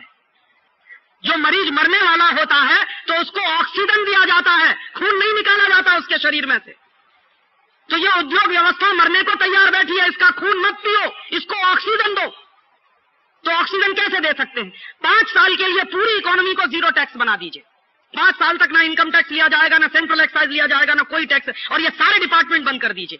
तो आप पूछेंगे सरकार का खर्च कैसे चलेगा? सरकार का खर्च बहुत आसानी से चल सकता है। कैसे चलेगा? हमारे देश में पिछले 50 साल में जितने घोटाले हुए हैं, उन घोटालों का पैसा विदेशी बैंकों में पड़ा हुआ। और जानते हैं कितना पैसा पड़ा हुआ? हमारे देश के भ्रष्ट नेताओं ने जो घोटाले किए हैं, उसका 140 अरब डॉलर विदेशी बैंकों में पड़ा हुआ है। 140 बिलियन डॉलर विदेशी बैंकों में पड़ा हुआ है। और ये जो 140 अरब डॉलर विदेशी बैंकों में है, ये रुपए में अगर आप कैलकुलेट करें तो 5.5 लाख करोड़ रुपया बैठता है। तो 5.5 लाख करोड़ रुपया जो विदेशी बैंकों में हमारे देश के घोटालेबाज नेताओं का पड़ा हुआ है, ये वापस भारत में आना चाहिए। तो कैसे आएगा? बहुत आसान रास्ता है इसका। पार्लियामेंट एक कानून बनाए। क्या कानून बनाए? कि जो घोटालों के माध्यम से पैसा देश के बाहर चला गया है, ये पैसा राष्ट्र की संपत्ति है, ये नेशनल प्रॉपर्टी है। ये अलग बात है कि नेताओं ने अपनी शक्ति का दुरुपयोग करके, घोटाला करके वो पैसा लूट कर विदेशों में जमा कर दिया, तो वो राष्ट्रीय संपत्ति है। और अगर हमारी पार्लियामेंट ये कानून बनाकर घोषित करे कि स्विस बैंकों में जितना पैसा भारत के नेताओं का पड़ा हुआ है वो सब राष्ट्रीय संपत्ति है, तो स्विस बैंकें वो सारे पैसे को आपको वापस करेंगी। क्यों? क्योंकि स्विस बैंकों का अपना कानून है कि वो नेशनल प्रॉपर्टी नहीं रख सकते, प्राइवेट प्रॉपर्टी रखते हैं हमेशा। और उनके यहां अगर ये कानून बना है तो इसका फायदा हमको उठाना चाहिए। स्विस बैंकों में ये कानून है कि वो नेशनल प्रॉपर्टी कभी नहीं रखते, और अगर रखी उन्होंने तो उनकी बहुत बदनामी होती है। तो वो प्राइवेट प्रॉपर्टी रखते हैं। तो उनको बताया जाए कि ये प्राइवेट प्रॉपर्टी नहीं है, ये नेताओं के बाप की कमाई का पैसा नहीं है, ये देश के लोगों के खून पसीने की कमाई का पैसा है जो यहां से लूट कर ले जाया गया है।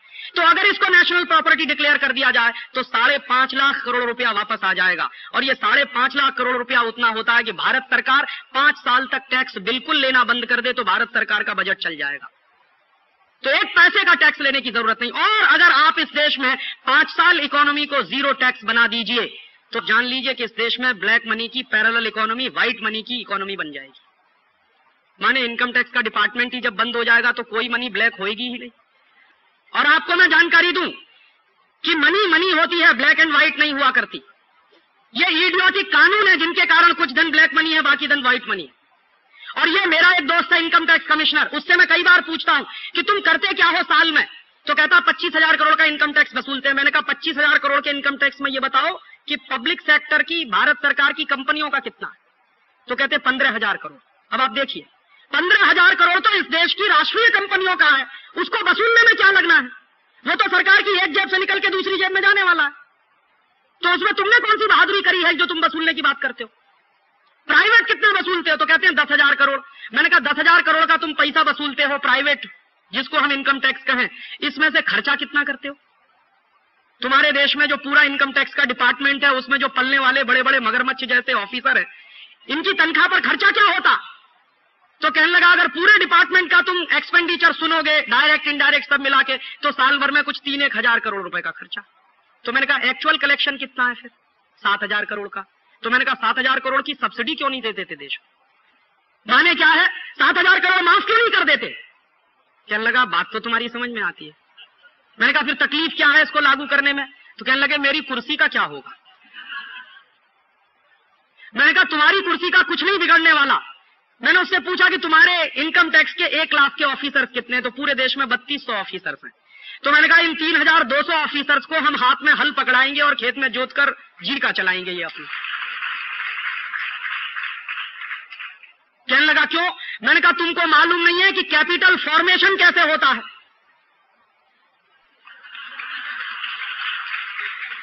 और चूंकि तुमको मालूम नहीं है कि कैपिटल फॉर्मेशन कैसे होता है, इसलिए दूसरे के खून पसीने की कमाई पर तागड़ धिंगरने की तुम्हारी आदत पड़ गई है।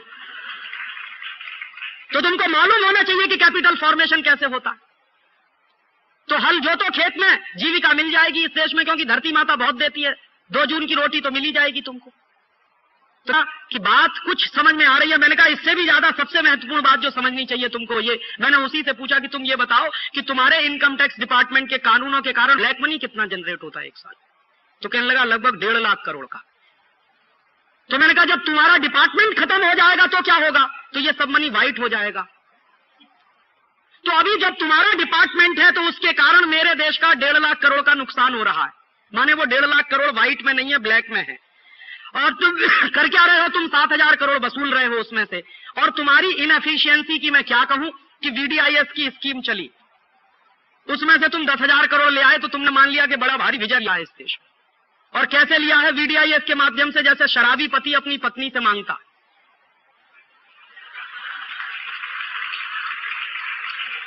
जो शराबी पति होता है वो अपनी बीवी के सामने जाके जानते हैं क्या कहता है? कि आज दे दे शराब पीने के लिए, कल से नहीं मांगूंगा तुझसे।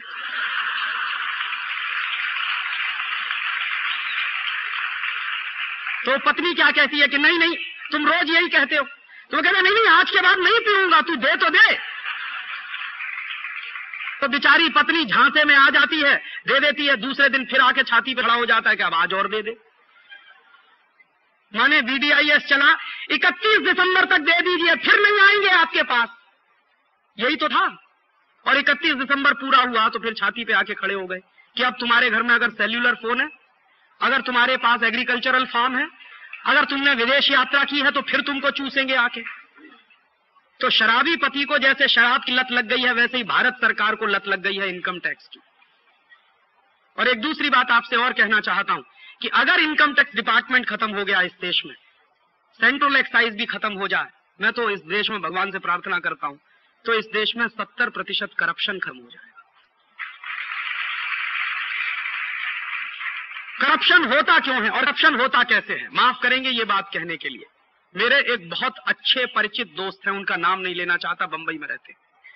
उनका एक दिन का डोनेशन जो है करीब करीब 5 से 10 लाख रुपए का है। एक दिन में डोनेट करते 5 लाख कम से कम, 10 लाख अधिक से अधिक।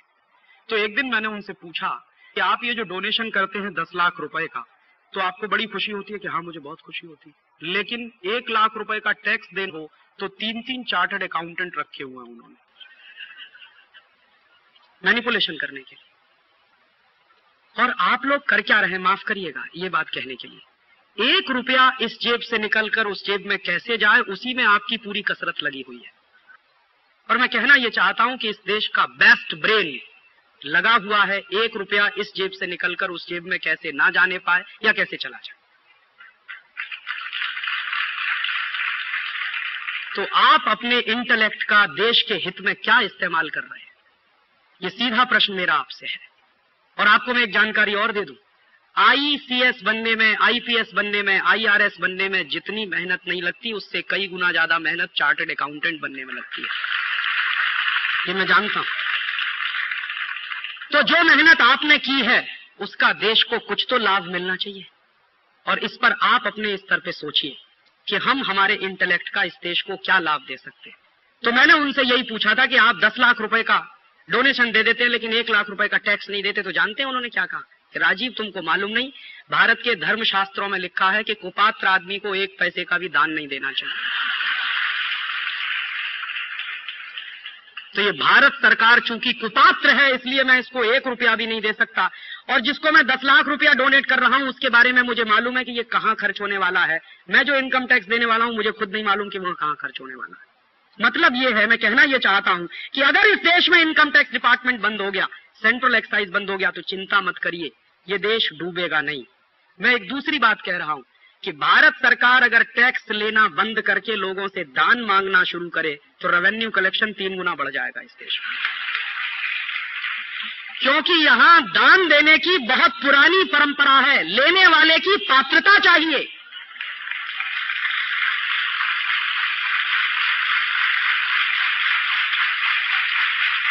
और अगर लेने वाला इस देश में पात्रता रखता है तो देने वालों की कभी कमी नहीं है।